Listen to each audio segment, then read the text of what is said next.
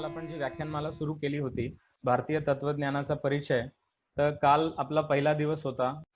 काल आपण कुठल्याही एखाद्या तत्वज्ञानाला किंवा एका दर्शनाला आपण सुरुवात नाही केली. आपण फक्त एक परिचय बघितला, की दर्शन म्हणजे नक्की काय आहे? तत्वज्ञान म्हणजे नक्की काय आहे? किंवा इंग्लिशमध्ये आपण फिलॉसॉफी म्हणतो, तर त्याचा नक्की अर्थ काय आहे? ते आपण बघितलं.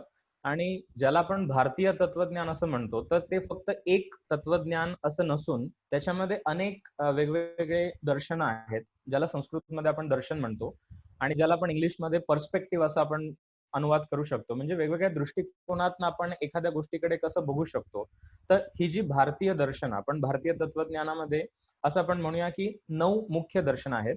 त्याच्यामध्ये न्याय, वैशेषिक, सांख्य, योग, मीमांसा आणि वेदांत ही 6 आस्तिक दर्शन आहेत. कारण की ते वेदांचं प्रामाण्य स्वीकार करतात आणि वेदांमध्ये सांगितलेले जे काही सिद्धांत आहेत, त्याच्यापैकी बऱ्याच सिद्धांतांचं ते पालन करतात किंवा त्याचं त्यांनी प्रतिपादन केलेलं आहे किंवा त्याच्या अनुषंगाने ते स्वीकार करतात.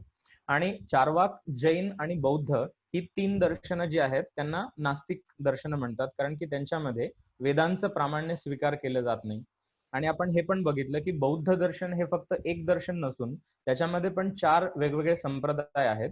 माध्यमिक, योगाचार, सौत्रांतिक आणि वैभाषिक.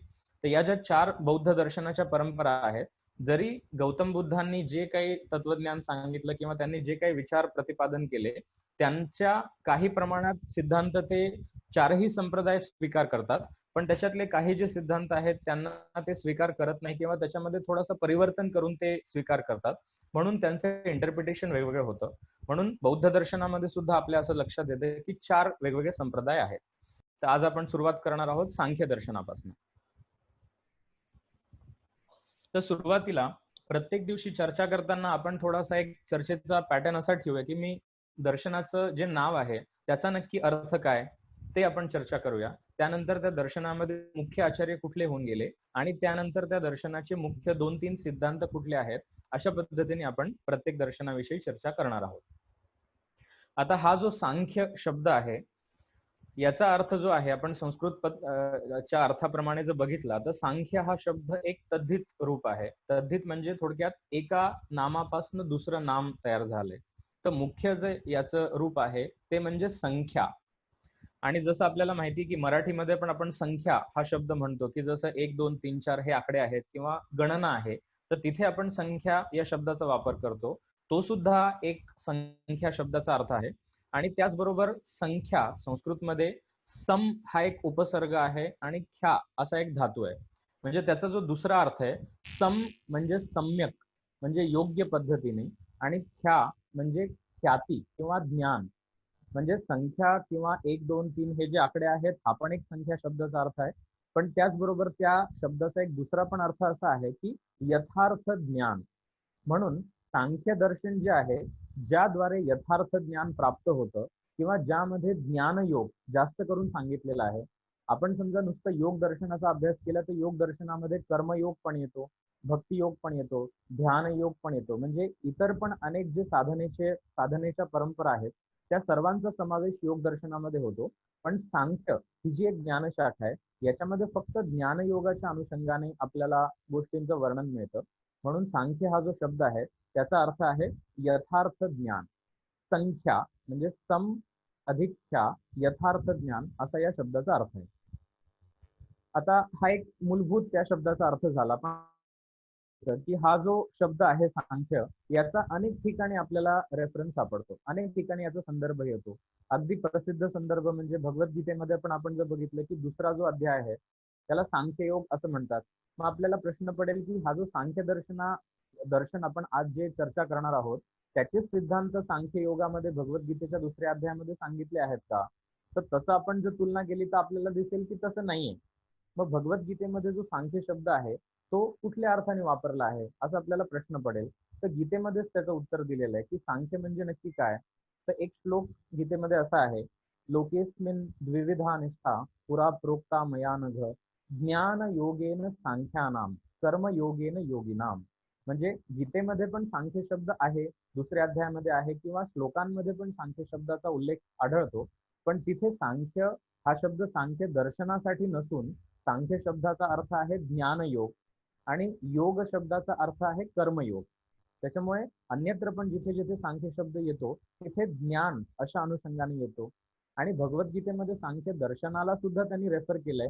पण जर उदाहरणार्थ 18व्या अध्यायामध्ये त्यांनी एका श्लोकामध्ये प्रोच्यते गुणसंख्याने, म्हणजे जिथे त्या 3 प्रकारची बुद्धी, 3 प्रकारची धृती, असं एक सगळं वर्णन 18व्या अध्यायामध्ये येतं. तिथे खास करून सांख्य दर्शनाला त्यांनी रेफर करण्यासाठी गुणसंख्यान असा त्यांनी एक प्रयोग त्याच्यामध्ये वापरलाय. त्याच्यामुळे एक भगवद्गीतेमध्ये सांख्य हा शब्द ज्ञान या अर्थी घेतला जातो. पण सांख्य जेव्हा आपण दर्शनाचा अभ्यास करतो तिथे सुद्धा हा जो शब्द आहे तो ज्ञान अशा अर्थी आहे. पण ज्ञान म्हणजे नक्की कशाचं ज्ञान? तर सांख्य दर्शनामध्ये विवेक ज्ञान हे सगळ्यात जास्त महत्वाचं आहे. एक सांख्य दर्शनामध्ये पारिभाषिक शब्द आहे की विवेक ख्याती. ख्याती म्हणजे पण ज्ञान, आणि विवेक ज्ञान म्हणजे जेव्हा, आता ज्ञान जसं आपण काल बघितलं की ज्ञान हा शब्द अतिशय सामान्य रूपामध्ये संस्कृतमध्ये वापरतात. जर थोडंसं ज्ञान असेल त्याला पण आपण ज्ञान म्हणतो, जर संपूर्ण ज्ञान असेल त्यालाही आपण ज्ञान म्हणतो. यथार्थ ज्ञान किंवा अयथार्थ ज्ञान म्हणजे कुठल्याही प्रकारचं ज्ञान आपल्याला होतं त्याला ज्ञान हा शब्द आपण वापरतो. त्याच प्रकारे विवेक ज्ञान हे एक प्रकारचं ज्ञान आहे. विवेक ज्ञान म्हणजे काय, की जेव्हा दोन गोष्टी पृथक आहेत, दोन गोष्टी वेगळ्या आहेत, दोन गोष्टींमधला भेद आपण जाणून घेतो, ते जे ज्ञान आहे त्याला विवेक ज्ञान असं म्हणतात. आणि आता आपण जी चर्चा करू त्याच्यामध्ये नंतर हा विषय येईल की विवेक ज्ञान याच्यामध्ये का बरं महत्वाचं आहे. ओके, तर आता या सांख्य दर्शनामध्ये मी आता थोडीशी स्लाइड तुम्हाला शेअर करतो. तर आपण मुख्यतः 3 गोष्टींविषयी चर्चा करणार आहोत. सांख्य दर्शनाचे जे 3 मूलभूत सिद्धांत आहेत त्याविषयी आपण चर्चा करणार आहोत. डावीकडे आपण जर बघितलं तर थोडक्यात सांख्य दर्शनाचे जे मुख्य आचार्य आहेत त्यांची नावं एक 5-2 मिनिटात मी तुम्हाला सांगतो. की मुख्य जे आचार्य आहेत ज्यांच्यापासून ही सांख्य दर्शनाची परंपरा सुरू झाली ते म्हणजे कपिल महर्षी. आणि त्यांनी जो ग्रंथ लिहिला त्याचं नाव आहे सांख्य सूत्र. आणि असं म्हणतात की सांख्याच्या परंपरेमध्ये कपिल ऋषींचे जे शिष्य होते त्यांचं नाव आहे आसुरी. पण ते जे आसुरी महर्षी आहेत त्यांनी कुठल्या ग्रंथाची रचना केली की नाही याविषयी कुठला उल्लेख सापडत नाही किंवा तो ग्रंथही उपलब्ध नाहीये. त्याच्यामुळे त्यांचं नाव एक ग्रंथलेखनाच्या परंपरेमध्ये येत नाही. पण आसुरींचे जे शिष्य आहेत त्यांचं नाव आहे पंचशिखाचार्य. आणि षष्टी तंत्र हा एक ग्रंथ आहे तो पंचशिखाचार्यांनी लिहिला, जो सांख्य दर्शनामध्ये ज्याचं अतिशय जास्त महत्व होतं. आणि त्या षष्टी तंत्रावरतीच आधारित सांख्य कारिका हा एक ग्रंथ लिहिला आहे ईश्वर कृष्णांनी. आणि या सांख्य कारिकेमध्ये सुद्धा त्यांनी असं मेन्शन केलेलं आहे की जे काही सिद्धांत मी याच्यामध्ये सांगितलेले आहेत ते षष्टी तंत्राच्या आधारेच सांगितलेले आहेत. आणि योग सूत्रावरती पण जे व्यास भाष्य आहे की जे अतिशय महत्वाचं आहे योगाचे सिद्धांत समजण्यासाठी, त्या व्यास भाष्यामध्ये सुद्धा हा जो षष्टी तंत्र नावाचा ग्रंथ आहे त्याचे अनेक उल्लेख आपल्याला सापडतात. आणि त्यानंतर सांख्य कारिकेवरती बऱ्याचशा टीका आहेत. सांख्य तत्व कौमुदी वाचस्पती मिश्रांची आहे किंवा माठर वृत्ती आहे किंवा इतर पण अनेक साधारण 7-8 त्याच्यावरती टीका आहेत. या सांख्य कारिकेचं आणि सांख्य तत्व कौमुदी आणि एक माठर वृत्ती याचं चायनीज तिबेटन भाषेमध्ये सुद्धा अनुवाद झालेला आहे. तर ती पण व्हर्जन आपल्याकडे अवेलेबल आहेत. तर हा थोडक्यात एक ग्रंथांचा किंवा त्यांचे जे मुख्य आचार्य आहेत यांचा हा परिचय आहे. पण आपल्याला जर सिद्धांत समजून घ्यायचे असतील तर तसं बघायला गेलं तर प्रत्येक दर्शन हा एक मोठा समुद्र आहे. पण तरी सुद्धा त्याच्यातले जे मुख्य विषय आहेत ते आपण जाणून घेण्याचा प्रयत्न करणार आहोत. तर त्याच्यात सांख्य दर्शनामध्ये 3 गोष्टींविषयी आपण आज चर्चा करणार आहोत. पहिलं म्हणजे त्रिगुणाचा सिद्धांत. आपण बऱ्याच ठिकाणी वाचलं आहे गीतेमध्ये सुद्धा किंवा बऱ्याच ठिकाणी उल्लेख येतो की सत्व रज तम हे त्रिगुण आहेत आणि त्या सृष्टीमध्ये अस्तित्वात असणाऱ्या वेगवेगळ्या पदार्थांमध्ये ते आपल्याला दिसून येतात. तर त्रिगुण म्हणजे नक्की काय संकल्पना आहे ते आपण आज चर्चा करणार आहोत. दुसरं म्हणजे एक सिद्धांत सत्कार्यवाद, त्याविषयी आपण चर्चा करणार आहोत.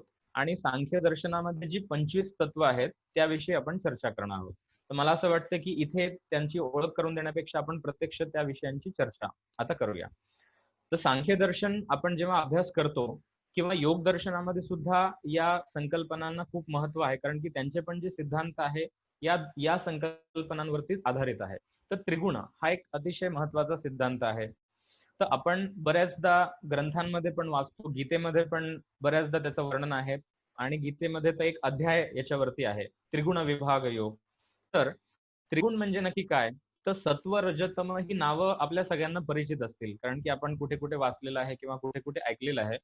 पण सगळ्यात पहिले गुण म्हणजे काय हे आपल्याला जाणून घ्यायला पाहिजे. संस्कृतमध्ये गुण या शब्दाचा अर्थ आहे, जसं आपण म्हणतो की गौण. एक शब्द आहे प्रधान, म्हणजे जी गोष्ट प्रमुख आहे, जी गोष्ट प्रधान आहे, त्या गोष्टीला आपण म्हणूया की ती प्रमुख. पण त्यापेक्षा दुय्यम, त्याच्यापेक्षा जी गौण आहे, त्याला आपण गुण असं म्हणू शकतो. म्हणजे सामान्यतः आपण जेव्हा मराठीमध्ये गुण हा शब्द वापरतो किंवा संस्कृतमध्ये पण बऱ्याचदा आपण गुण शब्द वापरतो, तो क्वालिटी या अर्थाने वापरतो. समजा आता एखाद्या व्यक्तीमध्ये प्रामाणिकपणा हा गुण आहे, किंवा एखादी व्यक्ती सत्य बोलत असेल तर तो एक त्या व्यक्तीचा गुण आहे, किंवा अनेक जसे व्यक्तीचे गुण आहेत किंवा वस्तूंचे गुण आहेत. म्हणजे गुण हा जो शब्द आहे हा आपण अलंकार या अर्थी घेतो, किंवा जे चांगले सद्गुण त्या व्यक्तीमध्ये असतील अशा अर्थाने घेतो. म्हणजे थोडक्यात इंग्लिशमध्ये आपण ज्याला क्वालिटी असं म्हणतो. पण वस्तुतः संस्कृतमध्ये हा जो गुण शब्द आहे त्याचा अर्थ आहे गौण, म्हणजे जे दुय्यम आहे, म्हणजे जे प्रधान नाही असं. आता हे जे सत्व रज तम त्रिगुण आहेत यांना गुण का बरं म्हटलं? तर यांना गुण म्हणण्याचं कारण असे की सत्व आपण फक्त जर एकच गुण घेतला तर तो इतर दोघांशिवाय राहू शकत नाही. रज घेतला तर तो इतर दोघांशिवाय राहू शकत नाही, आणि तम घेतला तर इतर दोघांशिवाय राहू शकत नाही. म्हणजे स्वतंत्रपणे सत्व किंवा स्वतंत्रपणे रजगुण किंवा स्वतंत्रपणे तमोगुण असं कधीच असू शकत नाही. जेव्हा तीन गुण राहतील तेव्हा ते कायम एकत्र आपल्याला दिसून येतील. म्हणून इंडिपेंडेंटली स्वतंत्रपणे जर आपण गुणांना बघितलं ते गौण आहेत, ते दुय्यम आहेत, कारण की इतरांशिवाय ते कुठल्या प्रकारचं कार्य करू शकत नाही. पण जेव्हा ते एकत्रित रूपात येतात, जेव्हा त्यांची एकसंधपणा दिसून येतो, किंवा एखाद्या गोष्टीमध्ये जेव्हा तीनही गुण एकत्र आहेत, तेव्हा तीनही गुणांच्या एकत्रित रूपाला प्रधान असं सांख्य दर्शनामध्ये म्हटलेलं आहे. आता ऍक्च्युली हे नक्की त्यांचं स्वरूप काय आहे ते थोडं आपण थोडक्यात जाणून घेण्याचा प्रयत्न करू. ओके, आता गुण हे जे आहेत, जसं आपल्याला जगामध्ये काही वस्तू दिसतात, आपल्याला वस्तूंचं ज्ञान होतं. जसं झाडं आहेत, फुलं आहेत, टेबल, खुर्ची, किंवा ज्या वस्तू ज्या पंचमहाभूतांनी बनलेल्या आहेत त्या आपल्याला ज्ञानेंद्रियांच्या द्वारे आपल्याला जाणून घेता येतात. आपल्याला डोळ्यांच्या द्वारे वस्तू दिसतात, कानांच्या द्वारे आपल्याला शब्द ऐकू येतो, किंवा त्वचेच्या द्वारे आपल्याला स्पर्शाचा अनुभव होतो. म्हणजे आपल्या 5 ज्ञानेंद्रियांच्या द्वारे आपल्याला ज्या भौतिक वस्तू आहेत, ज्या पंचमहाभूतांपासून वस्तू बनलेल्या आहेत, त्यांचं आपल्याला ज्ञान होतं आणि त्या आपण जाणून घेऊ शकतो. पण सत्व रजतम या भौतिक वस्तू नाहीयेत, किंवा ते काही पृथ्वी तेज यासारख्या वस्तू नाहीत की ज्या आपल्याला इंद्रियांनी दिसू शकतील. म्हणजे कोणीही व्यक्ती असं दाखवू शकत नाही की हा बघा हा सत्वगुण आहे, हा बघा हा रजोगुण आहे. म्हणजे जसं आपण एखाद्या भौतिक वस्तूला दाखवू शकतो की हे झाड आहे, ही खुर्ची आहे, हा टेबल आहे, किंवा हे फूल आहे. जसं आपल्याला वस्तूंना दाखवता येतं तसं आपल्याला त्रिगुणांना दाखवता येत नाही. कारण की त्रिगुण ही जी संकल्पना आहे ही पंचमहाभूतांपासून किंवा भौतिक वस्तू त्या नाहीयेत. तर ही संकल्पना म्हणजे नक्की काय, की जे सांख्य आचार्य होऊन गेले त्यांनी जगातल्या सर्व प्रकारच्या वस्तूंचं स्वरूप अभ्यासल्यानंतर, किंवा सर्व प्रकारच्या क्रिया किंवा या जगात होणाऱ्या सर्व वस्तूंमध्ये जे काही एक आदान प्रदान होतंय, तर त्या सगळ्या गोष्टींचा अभ्यास केल्यानंतर त्यांच्या असं लक्षात आलं की या सर्व वस्तूंमध्ये आपल्याला काही पॅटर्न्स दिसून येतात. काही त्याच्यामध्ये आपल्याला एक विशिष्ट प्रकारची प्रवृत्ती दिसून येते. तर सर्व वस्तूंच्या क्रिया कशा होतात किंवा त्यांच्यामध्ये कशा प्रकारचं आदान प्रदान होतं, या सगळ्या गोष्टींचा अभ्यास केल्यानंतर आपल्याला 3 पॅटर्न दिसून येतात. त्या पॅटर्न्सला त्यांनी नावं दिली आहेत की हा एक पॅटर्न ज्याला आपण सत्व म्हणू शकतो, हा एक दुसरा पॅटर्न ज्याला आपण रज म्हणू शकतो, हा एक तिसरा पॅटर्न ज्याला आपण तम म्हणू शकतो. म्हणजे थोडक्यात अजून एक समजा मी उदाहरण दिलं की जसं पर्सनॅलिटीचे पॅटर्न असतात, जसं व्यक्तीची पर्सनॅलिटी आहे. आपण जर म्हटलं की हा मनुष्य आहे, हा भित्रट मनुष्य आहे, याला खूप भीती वाटते, किंवा हा शूर आहे, किंवा हा अतिशय आनंदी स्वभावाचा आहे, किंवा हा अतिशय दुःखी असतो. म्हणजे एखाद्या व्यक्तीचा जो स्वभाव आहे, व्यक्तीचं शरीर आपल्याला दिसू शकतं पण व्यक्तीचा स्वभाव आपल्याला दिसू शकत नाही. कारण की तो स्वभाव जो आहे तो एक प्रकारचा त्याच्या बिहेवियर, त्याच्या वर्तणुकीमधला एक तो पॅटर्न आहे. तसंच या जगामध्ये जितक्या पण वस्तू अस्तित्वात आहेत त्यांचं अध्ययन केल्यानंतर, त्यांचं निरीक्षण केल्यानंतर सांख्याच्या आचार्यांनी काही एक पॅटर्न्स त्यांना दिसले आणि त्याला त्यांनी नाव दिलं सत्व, रज आणि तम. तर हे 3च पॅटर्न का बरं आहेत, 4 का बरं नाही, किंवा 5 का बरं नाही, किंवा 10 का बरं नाही? कारण की सर्व वस्तूंचा आपण अभ्यास केला तर त्यांचा स्वभाव आपल्याला वेगवेगळा दिसून येतो. पण तरी सुद्धा सांख्य दर्शनामध्ये त्यांनी असा निष्कर्ष काढला की या 3 मध्येच आपण सगळ्या गोष्टींचा समावेश करू शकतो. तर सत्वगुण म्हणजे नक्की काय? तर ते म्हणतात की जेव्हा जेव्हा आपल्याला ज्ञान होतं, आता जसं आपण फिलॉसॉफीमध्ये बघितलं तर ते अनेक पर्यायवाची शब्दांचा वापर करतात, की प्रकाश ते शब्द वापरतात. आता आपल्याला माहिती आहे, की जसा दिव्याचा प्रकाश आहे किंवा सूर्याचा प्रकाश आहे. पण दर्शनामध्ये प्रकाश हा जो शब्द आहे, हा ज्ञानाला पर्यायवाची म्हणून घेतला जातो. सामान्य भाषेतही बोलताना आपण म्हणतो, की अंधार म्हणजे अविद्या किंवा अर्धवट ज्ञान किंवा चुकीचं ज्ञान याला आपण अंधाराशी जोडतो आणि प्रकाश जो आहे त्याला आपण ज्ञानाशी जोडतो. तर सत्वगुण म्हणजे नक्की काय? ज्ञान. तर जसं मी म्हटलं, की सत्वगुण हा वस्तूंप्रमाणे आपण दाखवू शकत नाही, की जसं पेन आहे किंवा कॉम्प्युटर आहे किंवा टेबल आहे. असं आपण सत्वगुण दाखवू शकत नाही. पण जेव्हा आपल्याला ज्ञान प्राप्त होत आहे, त्यावेळेस आपल्याला असं म्हणता येईल, की आपल्यामध्ये सत्वगुणाचा प्रादुर्भाव झालेला आहे किंवा आपल्यामध्ये सत्वगुण हा जास्त झालेला आहे. त्यावेळेस आपल्याला ज्ञान प्राप्त होतं आणि त्याचाच संबंध अजून दुसऱ्या कॉलममध्ये मी लिहिलंय, की लघु. लघु म्हणजे हलका. आपल्याला ज्ञान कधी प्राप्त होतं? समजा आता इंद्रियांच्या द्वारे ज्ञान प्राप्त होते किंवा आपण मनाच्या द्वारे, अंतःकरणाच्या द्वारे एखाद्या वस्तूला आपण जाणून घेत आहोत. त्याच अवस्थेमध्ये नसतं. असं नाही की समजा आता मला आनंदी वाटतंय, मला उत्साही वाटतंय, तर तो उत्साह माझा कायम तसाच राहील असं नाहीये. किंवा मला दुःख आहे कुठल्या गोष्टीचं, तर ते दुःख कायम राहील असं नाहीये. कारण की आपली मनोभूमिका ही कायम बदलत असते. त्याच्यामुळे ज्यावेळेस आपल्या मनामध्ये एक उत्साह आहे किंवा जेव्हा मनामध्ये आपल्याला एक हलकेपणा वाटतो, त्यावेळेस आपल्याला ज्ञान प्राप्त करून घेण्यासाठी जास्त आपण शीघ्रपणे करू शकतो. त्याच्यामुळे लघु म्हणजे संस्कृतमध्ये हलकेपणा त्याचा संबंध आहे ज्ञानाशी. तर जेव्हा आपल्याला हलकेपणा वाटतो, त्यावेळेस आपल्याला ज्ञान प्राप्त होतं, तेव्हा आपल्याला असा अनुमान करता येईल, की माझ्यामध्ये सत्वगुण जास्त चांगला आहे. आता मला असं वाटतं, की आपल्या सर्वांचा एक असा अनुभव असू शकेल, की आपण जेव्हा पुस्तक वाचायला बसतो, तरी सुद्धा आपण 4-5 पानांच्या पुढे जाऊ शकत नाही किंवा एक पान वाचलं, तरी सुद्धा त्याच्यात काय आहे ते आपल्याला काही समजलंच नाही. आपल्याला पुन्हा पहिल्या ओळीवर जाता येतं. पहिल्या ओळीवर आपल्याला जावं लागतं किंवा जी गोष्ट मी एकदा वाचली पण तरी समजली नाही, पुन्हा मला वाचावी लागते. 3-4 वेळा वाचावे लागते. असं का होतं? कारण की माझ्या चित्तामध्ये ज्ञान घेण्याची योग्यता त्यावेळेस नाहीये. म्हणजे चित्तामध्ये सत्वगुण नाहीये. तर सत्वगुण हा जो आहे, याचा संबंध आहे ज्ञानाशी. म्हणजे ज्यावेळेस आपल्याला ज्ञान होतंय, त्यावेळेस आपण असं म्हणू शकतो, की आपल्या चित्तामध्ये सत्वगुण हा जास्त आहे, सत्वगुणाचा प्रादुर्भाव जास्त आहे. तर कधी-कधी आपल्याला असं होतं, की आपण 2-3 तास बसून अभ्यास करतोय, पण आपल्याला ते काही समजत नाही. पण कधी-कधी असं होतं, की आपण एखादं पुस्तक वाचायला घेतलं आणि एका बैठकीत आपण 200 पानं पण वाचू शकतो आणि ते पूर्णपणे आपल्याला समजतं. म्हणजे काय, की आपल्या चित्तामध्ये सत्वगुण हा जास्त प्र अ, अ, जास्त व्यक्त रूपामध्ये आहे, असं आपल्याला म्हणता येतं. तर सत्वगुण हा एक आहे, ज्याचा संबंध आहे ज्ञानाशी. त्यानंतर दुसरा गुण आहे रजोगुण, ज्याचा संबंध आहे क्रियेशी. तर ज्या वेळेस आपल्या क्रिया होतात, ज्या वेळेस आपल्यामध्ये ॲक्टिव्हिटीज होतात, ज्यावेळेस कर्म होतं, तेव्हा त्याचा संबंध आहे रजोगुणाशी आणि त्याचा जो स्वभाव आहे, ते म्हटलं आहे चल. चल म्हणजे ॲक्टिव्ह. म्हणजे कायम क्रियाशीलता असणे, कायम उत्साह असणे, कायम क्रिया करणे, हा जो स्वभाव आहे, हा रजोगुणाशी संबंधित आहे. जसं सत्वगुणाचा संबंध हा ज्ञानाशी आहे, तसा रजोगुणाचा संबंध हा क्रियेशी आहे. आता आपलं आपलं स्वतःचं एक एक रुटीन बघितलं, तर आपल्या असं लक्षात येईल, की दिवसभर आपण जे काही कर्म करतो, त्याच्यामध्ये सत्वगुण, रजोगुण, सत्वगुण, रजोगुण अशा 2 गुणांची कायम एक क्रिया चालू असते. म्हणजे आपल्याला ज्ञान होतं, आपण क्रिया करतो. आपल्याला ज्ञान होतं, आपण क्रिया करतो. समजा मी आता थोडक्यात एक उदाहरण सांगितलं, की आपण जेव्हा झोपेतनं उठतो, सगळ्यात पहिले मी डोळे उघडले आणि डोळे उघडल्यानंतर मी बघितलं, की नक्की किती वाजले आहेत. तर डोळे उघडल्यानंतर जेव्हा मी बघतो घड्याळ किती वाजले आहेत, तेव्हा मला ज्ञान होतं, की आत्ता 6 वाजले आहेत. ज्ञान झालं म्हणजे तिथे ती क्रिया झाली सत्वगुणामुळे. 6 वाजलेत हे मला ज्ञान झालं. त्यानंतर मला वाटतं, की नाही आता मला उठलं पाहिजे आणि मला काहीतरी काम केलं पाहिजे. तर त्यानंतर जेव्हा उठतो, म्हणजे घड्याळ बघितलं, मला ज्ञान झालं, की 6 वाजले आहेत. ती सत्वगुणाशी संबंधित क्रिया झाली ज्ञान होणे. त्यानंतर उठलो, मी ब्रश केला किंवा मी माझं आवरलं. जेव्हा क्रिया होतीये, तेव्हा त्या क्रियेचा संबंध आहे रजोगुणाशी.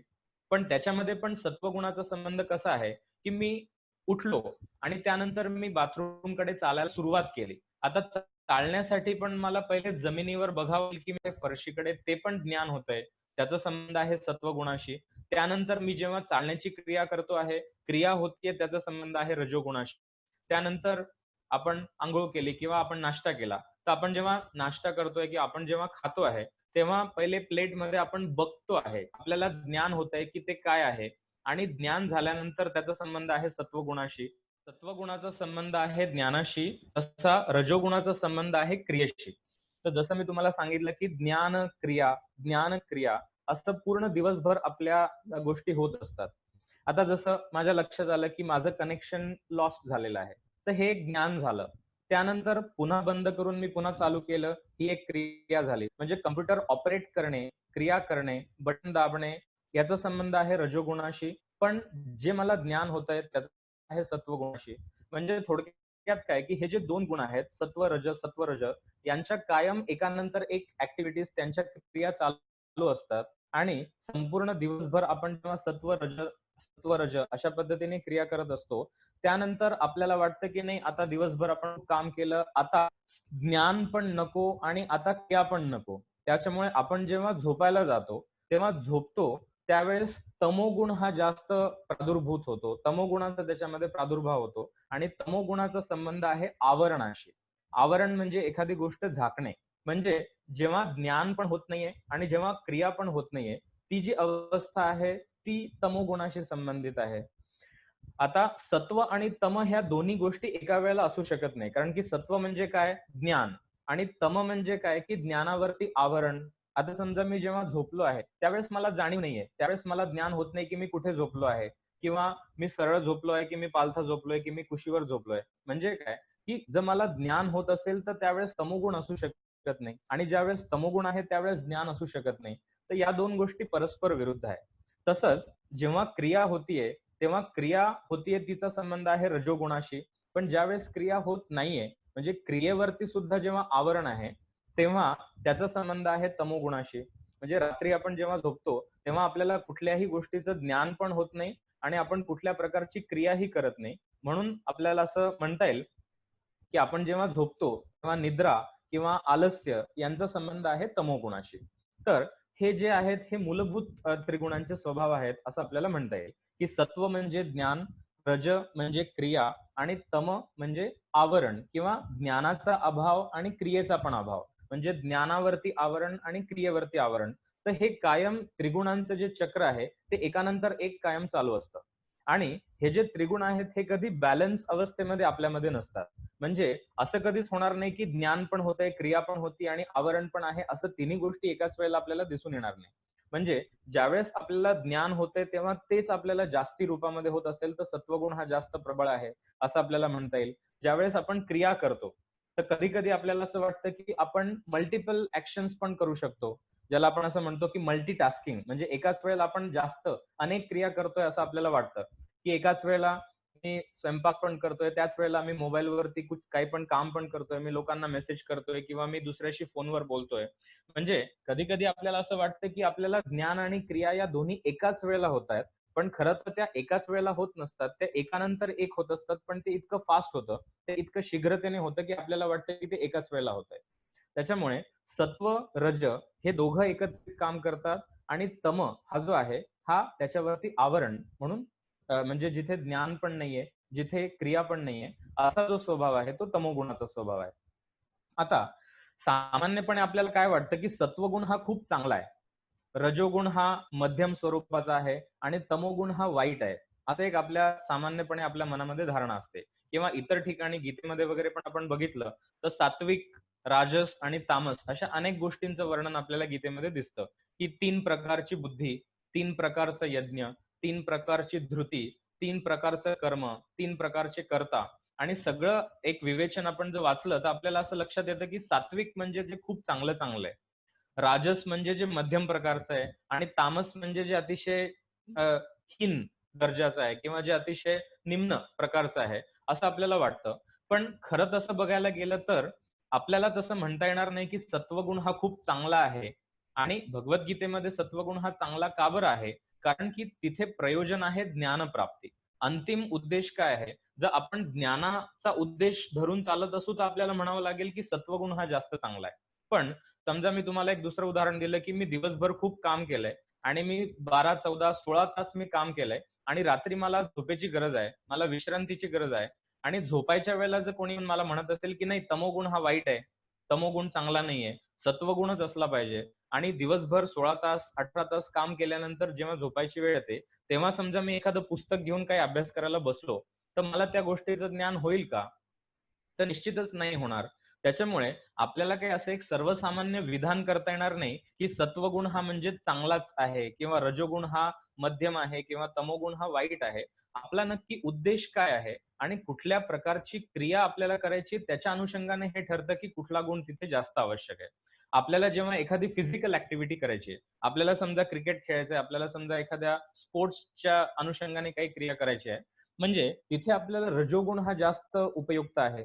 ज्यावेळेस आपल्याला ज्ञान प्राप्त करून घ्यायचं असेल, तर त्यावेळेस निश्चितपणे आपल्याला असं म्हणता येईल, की सत्वगुण हा जास्त उपयुक्त आहे. आणि हेच कारण आहे, की ग्रंथांमध्ये किंवा भगवद्गीतेमध्ये सत्वगुणाचं जास्त महात्म्य का बरं सांगितलंय? कारण की तिथे मुख्य उद्देश आहे ज्ञानप्राप्ती. पण इतर वेळेला आपण जर सर्वसामान्य आपल्या आयुष्याचा विचार केला, तर जितका सत्वगुण महत्वाचा आहे, तितकाच रजोगुण पण महत्वाचा आहे. तितकाच तमोगुण पण महत्वाचा आहे. म्हणजे आपल्याला जर बॅलन्स्ड आयुष्य जगायचं असेल, आपल्याला जर एक एक समतोल आयुष्य जगायचं असेल, तर जितकं महत्त्व सत्वगुणाला आहे, तितकंच महत्त्व रजोगुणाला पण आहे आणि तितकंच महत्त्व तमोगुणाला पण आहे.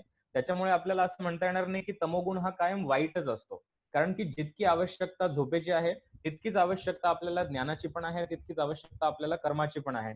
त्याच्यामुळे सांख्य दर्शनामध्ये त्यांनी असं नाही म्हटलेलं, की याच्यामध्ये सत्वगुण हा चांगला आहे, रजोगुण हा मध्यम आहे आणि तमोगुण हा वाईट आहे किंवा हीन दर्जाचा आहे. त्याच्यामध्ये ते काय म्हणतात, की गुण म्हणजे तीनही गुण हे गौण आहेत आणि जेव्हा तीनही गुण एकत्रितपणे काम करतील, तेव्हा आपण असं म्हणू शकतो, की त्या कॉम्बिनेशनला, त्या एकत्रितपणाला आपण असं म्हणू शकतो, की ते म्हणजे प्रधान. त्याच्यामुळे उद्देश काय आहे त्याच्यावरनं ठरतं, की कुठला गुण जास्त महत्वाचा आहे. आता समजा आपण असं गृहीत धरून चाललो, की सत्वगुणच आपल्याला पाहिजे आणि ज्ञानप्राप्ती आपल्याला जर महत्वाची असेल, पण त्याची पण एक सीमा असते. समजा मी एखाद्या गोष्टीचा अभ्यास करायचा ठरवला आणि मी ग्रंथ घेऊन, पुस्तक घेऊन मी अभ्यासाला बसलो, तर मी 1 तास अभ्यास करू शकेल, मी 2 तास अभ्यास करू शकेल किंवा एखाद्या व्यक्तीची जर चांगली कॅपॅसिटी असेल, तर तो 3-4 तास पण एखाद्या विषयाला धरून अभ्यास करू शकेल. पण काय होतं, की 4 तास सत्वगुण राहिला, तर 4 तासांनी हळू त्याची प्रवृत्ती कमी होत जाते. असं नाही की आपण 24 तास तीच एक मानसिकता किंवा तीच एक मेंटॅलिटी आपली राहील. 24 तास कायम सत्वगुणच हा उच्च राहील, असं आपल्याला म्हणता येणार नाही. कारण की एक गुण हा जो आहे, हा कायम व्यक्त रूपामध्ये, कायम प्रबळ असू शकत नाही. जसं मी म्हटलं, की आपल्यामध्ये तीनही गुण आहेत. सत्व पण आहे, रज पण आहे आणि तम पण आहे आणि तीनही गुणांचं समान महत्त्व आहे. आपल्याला असं नाही म्हणता येणार, की हा चांगला आहे किंवा हा वाईट आहे. पण तरीसुद्धा बॅलन्स आपल्याला दिसून येत नाही कायम, कारण की एका वेळेला एक गुण जास्त प्रबळ आहे. ज्यावेळेस आपण क्रिया करतो त्यावेळेस रजोगुण प्रबळ आहे. ज्यावेळेस आपण ज्ञान घेतो त्यावेळेस सत्वगुण प्रबळ आहे आणि ज्यावेळेस आपण झोपत असतो किंवा ज्यावेळेस आलस्य आहे किंवा निद्रा आहे, अशा वेळेस तमोगुण हा जास्त प्रबळ आहे, असं आपल्याला दिसून येतं. त्याच्यामुळे हे 3 गुण कायम एकत्रितपणे काम करतात आणि त्यांच्यामध्ये पण परस्पर काही संबंध आपल्याला दिसून येतात. तर सांख्यामध्ये ते असं म्हणतात, की हे जे गुण आहेत, जेव्हा एक गुण प्रबळ होतो, तेव्हा तो बाकीच्या 2 गुणांना दाबतो.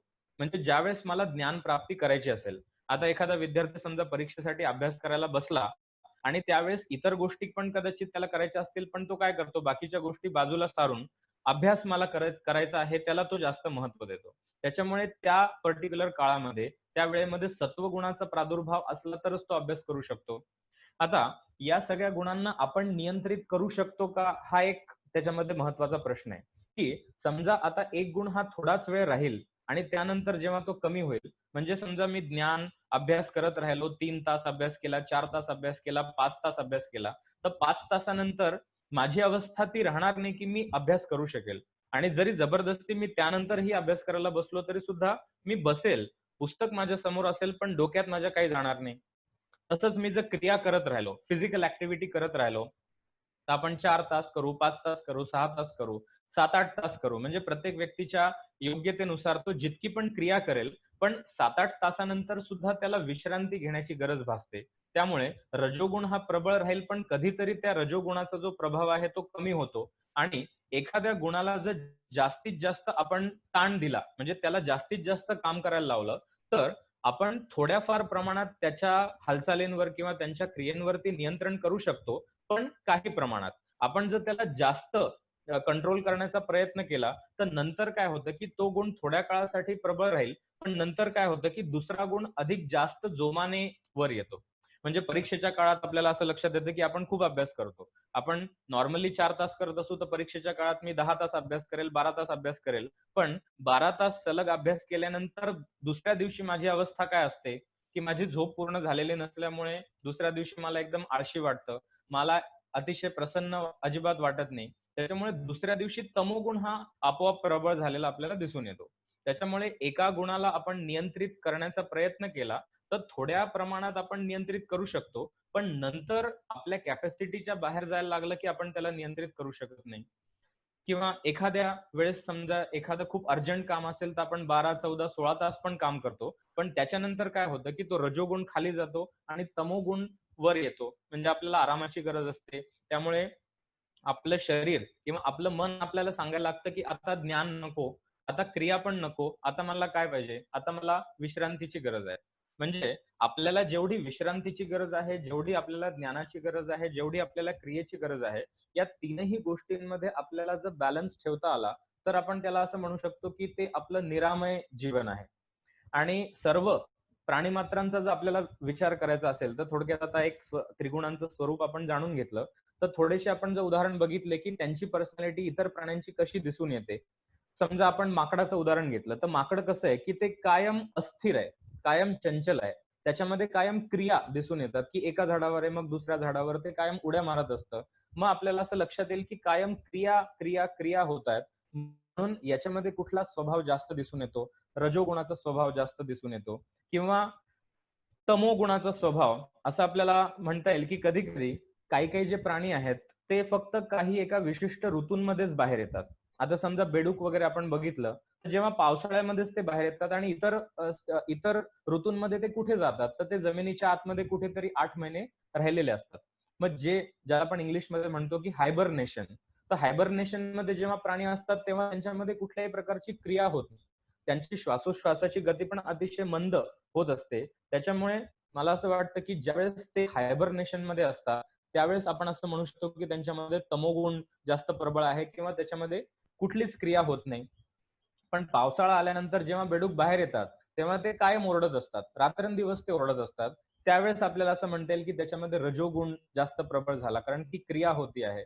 असं आपल्याला या त्रिगुणांची एक संदर्भ घेऊन जगामध्ये ज्या पण काही गोष्टी आहेत, त्यांचा आपण त्यांच्याशी संबंध लावून आपल्याला थोडंफार याविषयी जाणता येऊ शकतं. आता हा विषय खूपच मोठा आहे, कारण की त्यांचा संबंध त्रिगुणांचा इतरही अनेक गोष्टींशी आहे. जसं आपण म्हणू शकतो, की जिथे सत्वगुण आहे, जिथे ज्ञान आहे, जिथे ज्ञान आहे, तिथे ऑटोमॅटिकली सुख पण आहे. म्हणजे सांख्यामध्ये सत्वगुणाचा संबंध सुखाशी पण लावतात. कारण की ज्यावेळेस आपल्याला एखाद्या गोष्टीचं यथार्थ ज्ञान आपल्याला प्राप्त होतं, तर त्याच्यामुळे आपल्याला सुख पण प्राप्त होतं. आणि ज्यावेळेस आपल्याला एखाद्या गोष्टीचं यथार्थ ज्ञान प्राप्त होत नाही, त्यावेळेस आपल्याला त्यामुळे दुःख प्राप्त होतं. त्याच्यामुळे यांचा संबंध इतरही अनेक गोष्टींशी आपल्याला लावता येतो. पण तो अतिशय एक विस्तृत विषय असल्यामुळे तेवढं डिटेलमध्ये आपल्याला आता आपण जाऊ शकत नाही. पण थोडक्यात त्रिगुणाचा स्वभाव अशा प्रकारे आपल्याला जाणता येतो, की सत्वगुण म्हणजे ज्ञान, रजोगुण म्हणजे क्रिया आणि तमोगुण म्हणजे अ, आवरण, जिथे या दोन्हीचा अभाव असेल. तर आपण जेव्हा असं म्हणतो, की मनुष्य प्राणी हा श्रेष्ठ आहे, असं आपण का बरं म्हणतो? कारण की आपल्याला असं दिसून येईल, की आपल्या मनुष्य प्राण्यांमध्ये या तीनही गुणाचा एक उत्तम बॅलन्स असू शकतो. म्हणजे जेवढं आपल्याला चांगलं ज्ञान मिळू शकतं, तेवढीच आपण क्रिया पण करू शकतो, तेवढंच आपण म्हणजे तमोगुणाचं आवरण पण असू शकतं. इतर प्राण्यांमध्ये जर आपण बघितलं, तर त्यांच्यामध्ये एक विशिष्ट गुण आपल्याला जास्त प्रबळ रूपाने दिसून येतो. पण आपण असं म्हणूया, की आपली जी जीवनशैली आहे, त्याच्यामध्ये जर आपण या तिन्ही गुणांचा बॅलन्स साधला नाही, त्यांचा जर आपण समतोल साधला नाही, तर मग आपल्या आरोग्यामध्ये काही ना काही आपण असं म्हणूया, की विकृती यायला सुरुवात होते. समजा मी असं म्हटलं, की मी खूप अभ्यास करेल. मी दिवसातनं 12, 14, 16 तास अभ्यास करत राहिलो, तर काय होईल, की सत्वगुण, सत्वगुण, सत्वगुण, सत्वगुण आहे, पण त्याच्यानंतर तो तमोगुणाला जास्त प्रबळ करेल. किंवा मी असं म्हटलं, की मी खूप काम करेल, 16-18 तास काम करेल, पण तो रजोगुण जास्त वेळ राहणार नाही, तो तमोगुणाला पुढे करेल. तसंच समजा मी ठरवलं, की एखाद दिवशी मी खूप झोपेल. मी 12 तास झोपेल, मी 14 तास झोपेल, मी 18 तास झोपेल. म्हणजे मी जर असं ठरवलं, की मी दुसरं काहीच काम करणार नाही. मी 24 तास फक्त झोपेल आणि जेव्हा मला जाग येईल तेव्हा फक्त काहीतरी थोडंसं खाऊन मी पुन्हा झोपेल. असं जरी म्हटलं, तरी सुद्धा जास्तीत जास्त आपण किती झोपू शकतो? समजा मी 12, 14, 16 तास झोपलो, तर ऑटोमॅटिक जो तमोगुण जास्त प्रबळ होता, तर त्यानंतर ऑटोमॅटिक मला जाग येईल आणि नंतर मला असं वाटायला लागेल, की नाही काहीतरी काम केलं पाहिजे. किती झोपायचं? म्हणजे एखाद्या गुणाला आपण जास्तीत जास्त वेळ आपण त्याला त्याचा प्रभाव ठेवू शकत नाही. तर आपल्याला जर आपण बॅलन्स केला म्हणजे ज्ञान पण एक आपण म्हणूया की एक एक प्रमाणात असलं पाहिजे. असं नाही की 24 तास अभ्यासच केला पाहिजे किंवा 24 तास ज्ञानच असलं पाहिजे. क्रिया पण प्रमाणातच असली पाहिजे आणि तमोगुणाला पण तेवढंच आपण महत्त्व दिलं पाहिजे. तमोगुणाला पूर्ण नाही असं म्हणून चालणार नाही. कारण की जर तमोगुणाला आपण पूर्ण दाबण्याचा प्रयत्न केला, आपण जर झोपलोच नाही किंवा आपण तमोगुणाशी संबंधित क्रियांना जर केलं नाही, तर इतर 2 गुणांच्या क्रियांवरती पण त्याचा प्रभाव आपल्याला दिसून येईल. त्याच्यामुळे मला असं वाटतं, की मनुष्य याला श्रेष्ठ का बरं म्हटलेलं आहे? कारण की सत्व, रज, तम म्हणजे ज्ञान, क्रिया आणि आवरण या तिघांचा समन्वय त्याच्यामध्ये योग्य पद्धतीने होऊ शकतो आणि जर प्रत्येकाला आपण समान त्याची क्रिया जर घडली, तर एक चांगली उत्तम पर्सनॅलिटी आपल्याला आपण असं म्हणू शकतो, की आपलं व्यक्तित्व त्या पद्धतीने होईल. आता हे जे सांख्यदर्शन आहे किंवा हा जो त्रिगुणाचा सिद्धांत आहे, यालाच आधारभूत मानून आयुर्वेदामध्ये पण त्यांनी ज्या 3 प्रकारच्या प्रवृत्ती सांगितलेल्या आहेत, वात, पित्त, कफ. तर साठी सुद्धा सांख्यदर्शन हा एक आपण म्हणूया, की ते एक फंडामेंटल किंवा एक मूलभूत एक शास्त्र आहे. तर जसं आयुर्वेदामध्ये जे वैद्य परीक्षा करतात रुग्णांची, त्या रुग्णांची सुद्धा जी प्रवृत्ती असते वात प्रकृती, पित्त प्रकृती किंवा कफ प्रकृती याचा पण संबंध त्रिगुणांशीच आहे. पण आयुर्वेद हा आता आपला विषय नसल्यामुळे त्याच्यात फार विस्ताराने मी सांगत नाही. फक्त एक कोणत्या गुणाचा संबंध कुठल्या प्रकृतीशी आहे, एक थोडक्यात सांगून हा एक त्रिगुणांचा विषय आपण इथे संपवूया. तर आयुर्वेदामध्ये जे 3 प्रकृती आहेत, वात प्रकृती, पित्त प्रकृती, कफ प्रकृती. तर रजोगुणाचा संबंध आहे वात प्रकृतीशी, सत्वगुणाचा संबंध आहे पित्त प्रकृतीशी आणि तमोगुणाचा संबंध आहे कफ प्रकृतीशी. आणि त्यानुसार आयुर्वेदामध्ये सुद्धा ते चर्चा करतात, की जर ही प्रकृती असेल, समजा वात प्रकृती असेल, तर त्या व्यक्तीची ठेवण शारीरिक कशी असेल, त्या व्यक्तीचा स्वभाव कसा असेल, त्या व्यक्तीचं बोलणं कसं असेल. म्हणजे आयुर्वेदामध्ये या त्रिगुणांच्या सिद्धांताला आधारभूत मानून नंतर चिकित्सा कशी केली जाऊ शकते, याविषयी त्यांनी सखोल विचार केला आहे. त्याच्यामुळे आपल्याला असं म्हणता येईल, की सांख्यदर्शन हे आयुर्वेदासाठी सुद्धा आधारभूत आहे. तर हा एक एक मूलभूत सिद्धांत सांख्य दर्शनाचा आहे, त्रिगुण सिद्धांत. त्यानंतर एक दुसरा मूलभूत सिद्धांत जो आहे सांख्य दर्शनाचा, तो आहे सत्कार्यवाद. सत्कार्यवाद हा पण एक अतिशय महत्वाचा सिद्धांत आहे. तर एका वाक्यात समजा सत्कार्यवाद म्हणजे नक्की काय? असं जर सांगायचं असेल, तर मला असं वाटतं, की आपल्या आधुनिक विज्ञानामध्ये जी एक व्याख्या आपण शाळेमध्ये शिकतो किंवा जी नेहमी सांगितली जाते, की energy cannot be created and energy cannot be destroyed, but energy can only be transformed from one form to the other.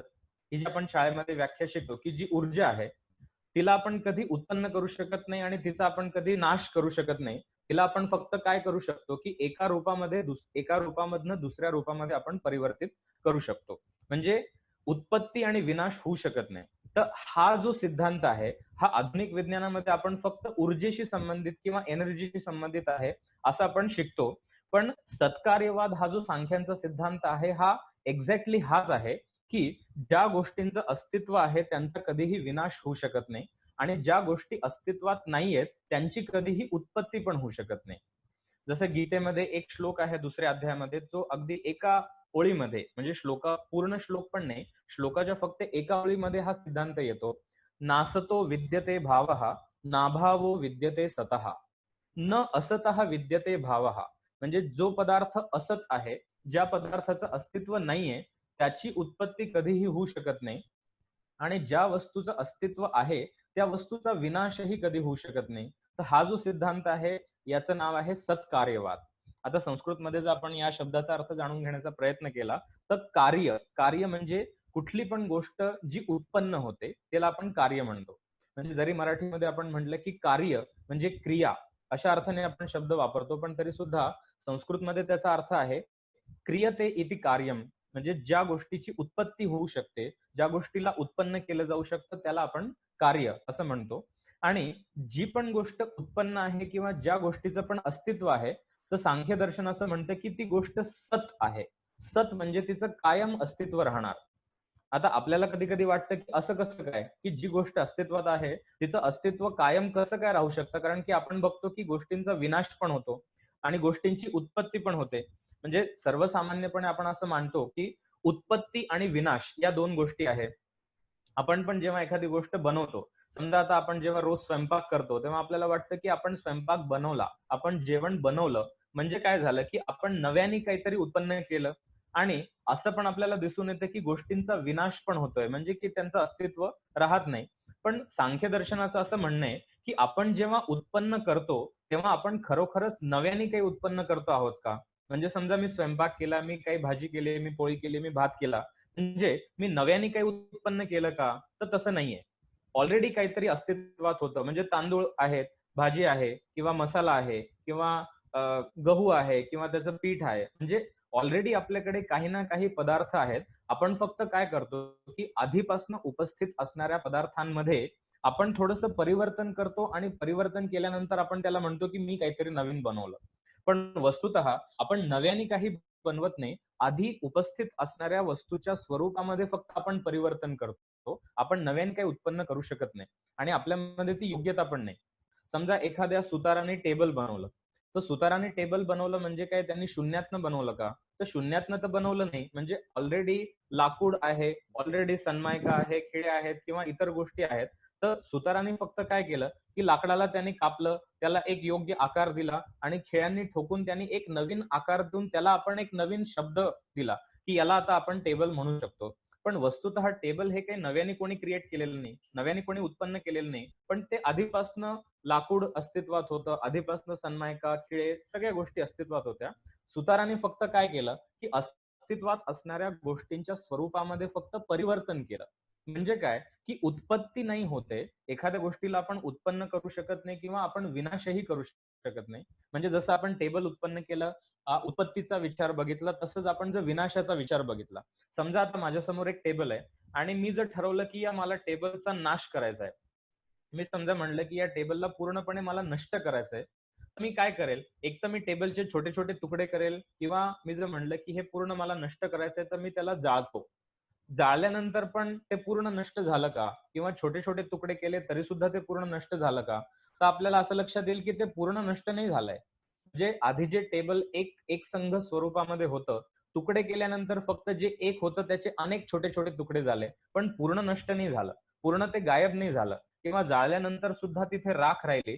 म्हणजे काय झालं, की त्या टेबलचं फक्त परिवर्तन होऊन ते राख झाली किंवा त्या टेबलचं परिवर्तन होऊन त्याच्यामध्ये छोटे-छोटे तुकडे झाले. म्हणजे काय, की जी वस्तू अस्तित्वात होती, तिच्या स्वरूपामध्ये फक्त परिवर्तन झालं. तर जसं आपण उत्पत्ती असं म्हणतो, तेव्हा आपण नव्याने काही उत्पन्न करत नाही किंवा जेव्हा आपण म्हणतो विनाश, तिथे सुद्धा आपण त्या गोष्टीला नष्ट करत नाही. तिथं आपण पूर्णपणे नाश करू शकत नाही. तर आपण फक्त तिच्या स्वरूपामध्ये परिवर्तन करतो.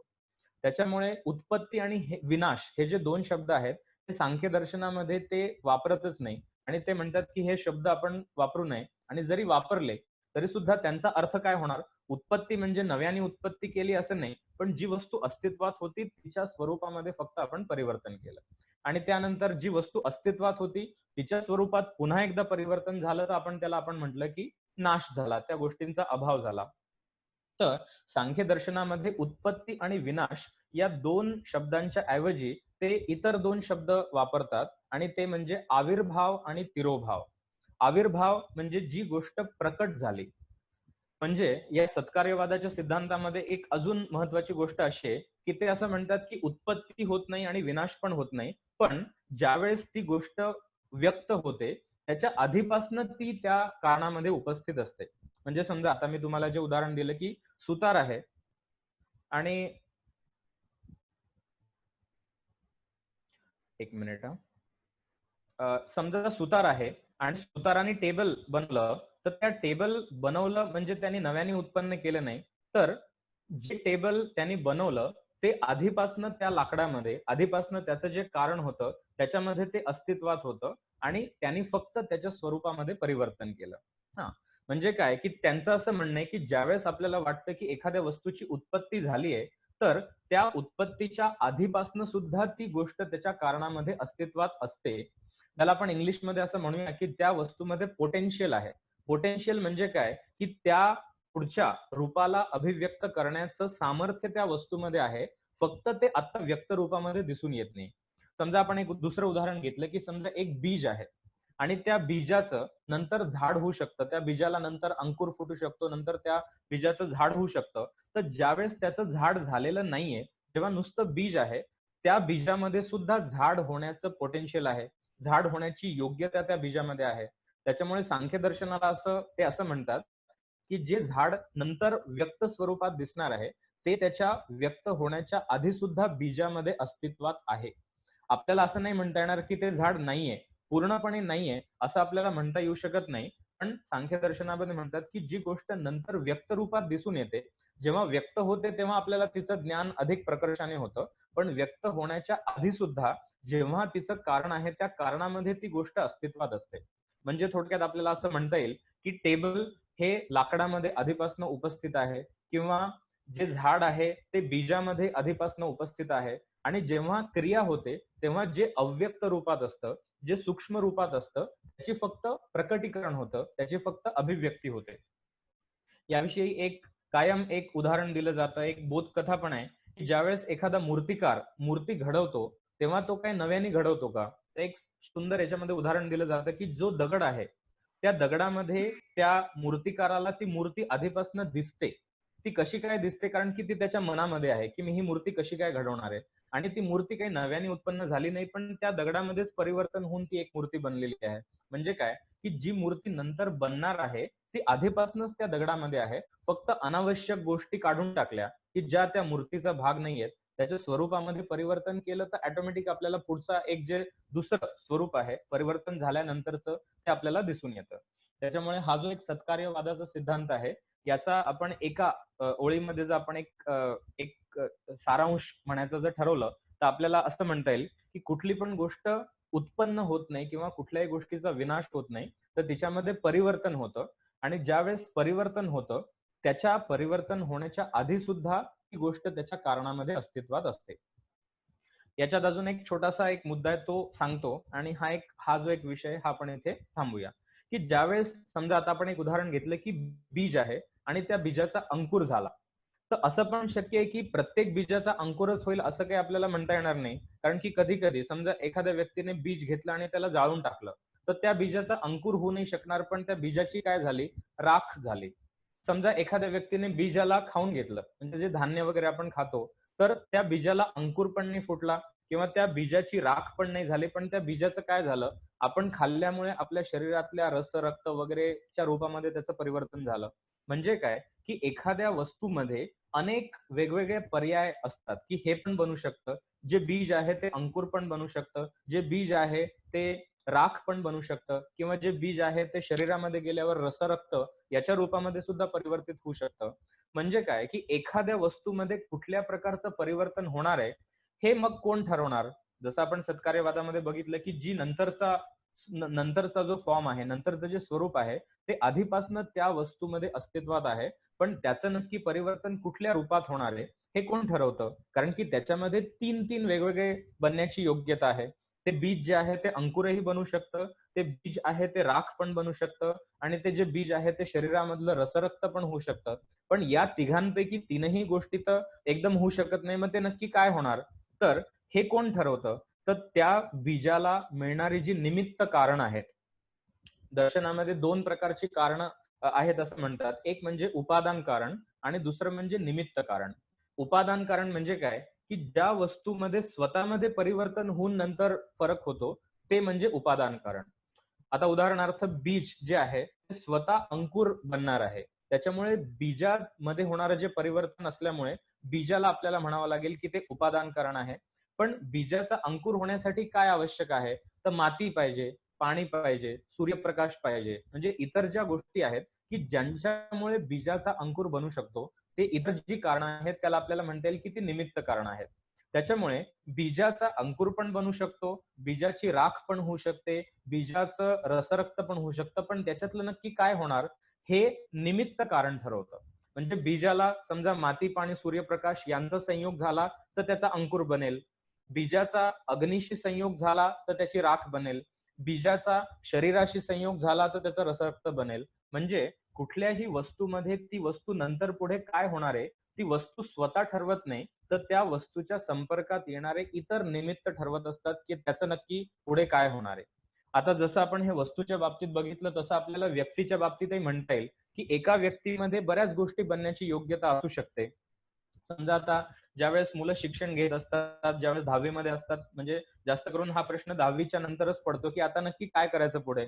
आपण आर्ट्सला जायचं, की आपण कॉमर्सला जायचं, की आपण सायन्सला जायचं, की आपण टेक्निकल काय करायचं? म्हणजे काय, की 10वीला असताना त्या मुलामध्ये सगळं काही होण्याची योग्यता आहे असं आपण म्हणू शकतो, की तो आर्ट्सला गेला तर त्या फील्डमध्ये पण तो पुढे काहीतरी करू शकेल. तो सायन्सला गेला तर त्याचं वेगळं फील्ड असू शकेल. म्हणजे तो मुलगा नक्की पुढे काय बनणार आहे, तो सगळं बनण्याची योग्यता त्या मुलामध्ये आहे. पण या सगळ्यांपैकी नक्की काय बनेल, तर ते निमित्त ठरवेल. त्याला जर किती मार्क पडतील, त्याला कुठे ऍडमिशन मिळेल, याच्यावरनं पुढे ठरेल, की तो पुढे काय होणार आहे.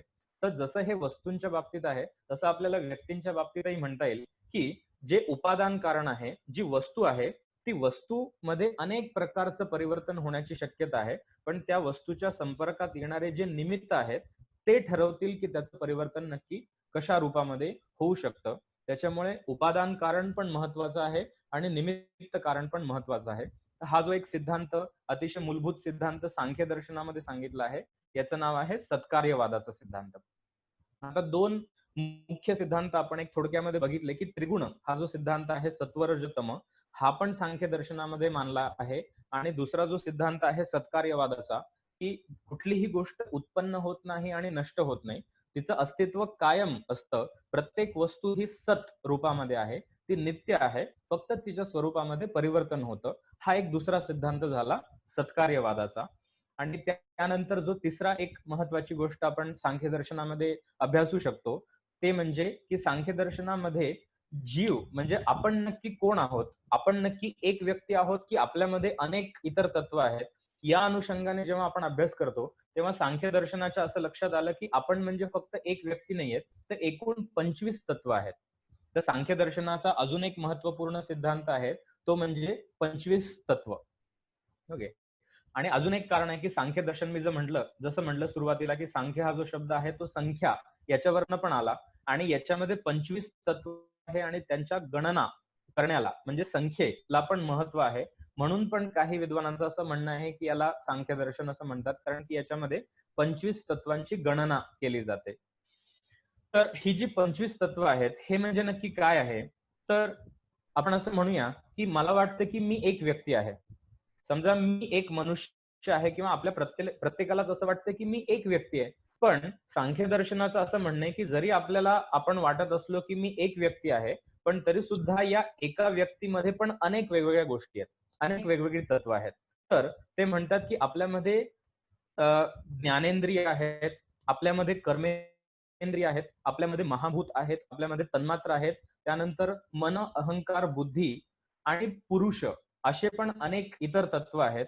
तर या सगळ्या तत्वांचं मिळून जे कॉम्बिनेशन आहे, ते म्हणजे आपलं व्यक्तित्व आहे, असं सांख्य दर्शन म्हणतं. म्हणजे आपण स्वतःला जे जाणतो, आपण फक्त एक नाहीये, तर आपण 25 तत्वांचं एक संघटन आहोत. आपण 25 तत्वांचं एक कॉम्बिनेशन आहोत, की जेव्हा बीजाचं अंकुराच्या रूपामध्ये एक परिणाम होतो, तर जसं आपण म्हणलं, की बीज हे उपादान कारण आहे आणि माती, पाणी, सूर्यप्रकाश हे निमित्त कारण आहे. तर ते ठरवतील, की त्या बीजामध्ये परिवर्तन कशा स्वरूपाने होणार आहे. तर ही एक मागचा विषय आपण जो चर्चा केला. आता हा 25 तत्वांचा एक सांख्य दर्शनामध्ये विषय आहे. तर थोडक्यात मी सर्व तत्वांविषयी एक माहिती सांगतो. जसं पंचमहाभूत आहेत, आपल्याला ते माहिती आहेत, की जल, तेज, वायू, आकाश ही पंचमहाभूत आहेत. त्याला आपण स्थूल तत्व असं पण म्हणतो. तन्मात्र जे आहेत ते सूक्ष्म तत्व आहेत. आता त्याच्याविषयी थोडं एक विस्ताराने चर्चा करावी लागेल. त्याच्यामुळे आता मी फारसं तन्मात्रांविषयी सांगत नाही. पण फक्त एक शब्द, स्पर्श, रूप, रस, गंध ही त्यांची नावं आहेत, असं सध्यापुरतं मी सांगतो. जर वेळ मिळाला तर नंतर मी या विषयाला थोडं अजून जास्त एक्सप्लेन करेल. त्यानंतर आपल्यामध्ये म्हणजे आपलं जे शरीर आहे, सांख्य दर्शनामध्ये असं म्हणतात, की आपलं जे शरीर आहे, ते फक्त शरीर म्हणजे आपलं अस्तित्व नाहीये. तर आपण म्हणजे नक्की काय? तर डाव्या साइडला तुम्ही बघाल तर जीव. आपण म्हणजे नक्की काय? तर पुरुष, त्यानंतर सूक्ष्म शरीर ज्याच्यामध्ये 18 तत्व आहेत आणि स्थूल शरीर, अशा तिघांचं एक कॉम्बिनेशन, अशा तिघांचं एक मिश्रण म्हणजे आपण आहोत. म्हणजे आपल्याला स्थूल शरीर आहे. आपलं जे शरीर आहे ते तर आहेच, पण फक्त शरीर म्हणजे आपलं अस्तित्व आहे का? तर सांख्य दर्शन असं म्हणतं, की फक्त शरीर म्हणजे आपलं अस्तित्व नाहीये, पण शरीरापेक्षा व्यतिरिक्त पण इतर काही जे गोष्टी आहेत, ज्याला ते म्हणतात, की सूक्ष्म शरीर. म्हणजे जे आपल्या स्थूल देहाचा भाग नाहीये, पण ज्याचा समावेश आपल्या सूक्ष्म शरीरामध्ये होतो. तर ती 18 तत्व आहेत, असं ते म्हणतात. तर ती कुठली? तर 5 ज्ञानेंद्रिये, 5 कर्मेंद्रिये, 5 तन्मात्र, मन, अहंकार आणि बुद्धी, अशी ती 18 तत्व आहेत. आता याच्यामध्ये आपल्या लक्षात येईल, की महाभूत म्हणजे आपलं स्थूल शरीर झालं. कारण की आपला जो देह आहे, आपलं जे शरीर आहे, त्याच्यामध्ये पृथ्वी तत्व पण आहे, त्याच्यामध्ये जलतत्व पण आहे, त्याच्यामध्ये अग्नितत्व पण आहे, त्याच्यात वायू तत्व आहे, त्याच्यात आकाश तत्व आहे. म्हणजे काय, की आपल्या स्थूल शरीरामध्ये 5 तत्व आहेत. पण सांख्य दर्शनांनी इंद्रियांना शरीरापेक्षा वेगळं मानलेलं आहे. आता आपल्याला वाटेल, की इंद्रिय ही शरीरापेक्षा वेगळी कशी काय? कारण की माझे डोळे, माझे कान, माझी त्वचा, माझी जीभ, हे सगळं माझ्या शरीराचाच भाग आहे. तर ते शरीरापेक्षा वेगळं कसं काय? म्हणजे त्याचा समावेश पंचमहाभूतांमध्ये नाही केलाय. त्याचा समावेश सूक्ष्म शरीरामध्ये केलाय. तर ते शरीरापेक्षा वेगळं कसे काय? तर सांख्य दर्शनामध्ये ते असं म्हणतात, की आपले जे अवयव आहेत शरीराचे, ते म्हणजे इंद्रिय नाहीयेत. म्हणजे माझे जे डोळे आहेत, ते खरं तर इंद्रिय नाहीये. पण डोळ्यामध्ये असणारी जी सूक्ष्म शक्ती आहे, बघण्याची जी शक्ती आहे, ती शक्ती म्हणजे इंद्रिय आहे. म्हणजे जो डोळा आहे, जो आपण बघतो, तो फक्त अवयव आहे. तो फक्त आपल्या शरीराचा भाग आहे. पण त्या डोळ्यामध्ये असणारी जी सूक्ष्म शक्ती आहे बघण्याची, ती शक्ती म्हणजे इंद्रिय आहे. तसंच इतर इंद्रियांच्या पण ज्या शक्ती आहेत, ऐकण्याची शक्ती, त्वचेची स्पर्श ग्रहण करण्याची शक्ती किंवा गंध ग्रहण करण्याची शक्ती, या ज्या सूक्ष्म शक्ती आहेत, त्याला त्यांनी इंद्रिय म्हटलं आणि त्यांनी त्याला स्थूल शरीराचा भाग न समजता त्याला त्यांनी सूक्ष्म शरीराचं अंग मानलेलं आहे.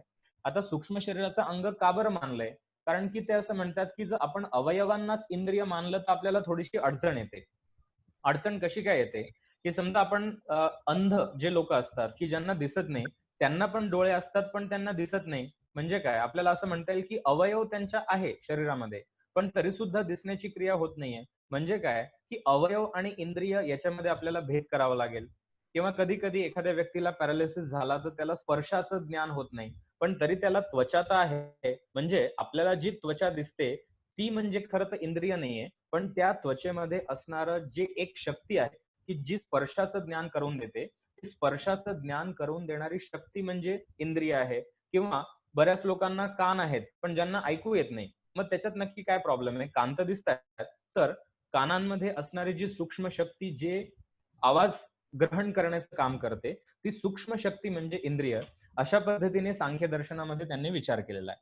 म्हणजे ते स्थूल शरीराचे अवयव आणि सूक्ष्म मध्ये असणारे इंद्रिय याच्यामध्ये ते भेद करतात आणि ते असं म्हणतात, की एखाद्या व्यक्तीला समजा दिसत नाहीये किंवा ऐकू येत नाहीये, याचा अर्थ असा नाही, की त्या व्यक्तीच्या सूक्ष्म शरीरामध्ये इंद्रिय नाहीयेत.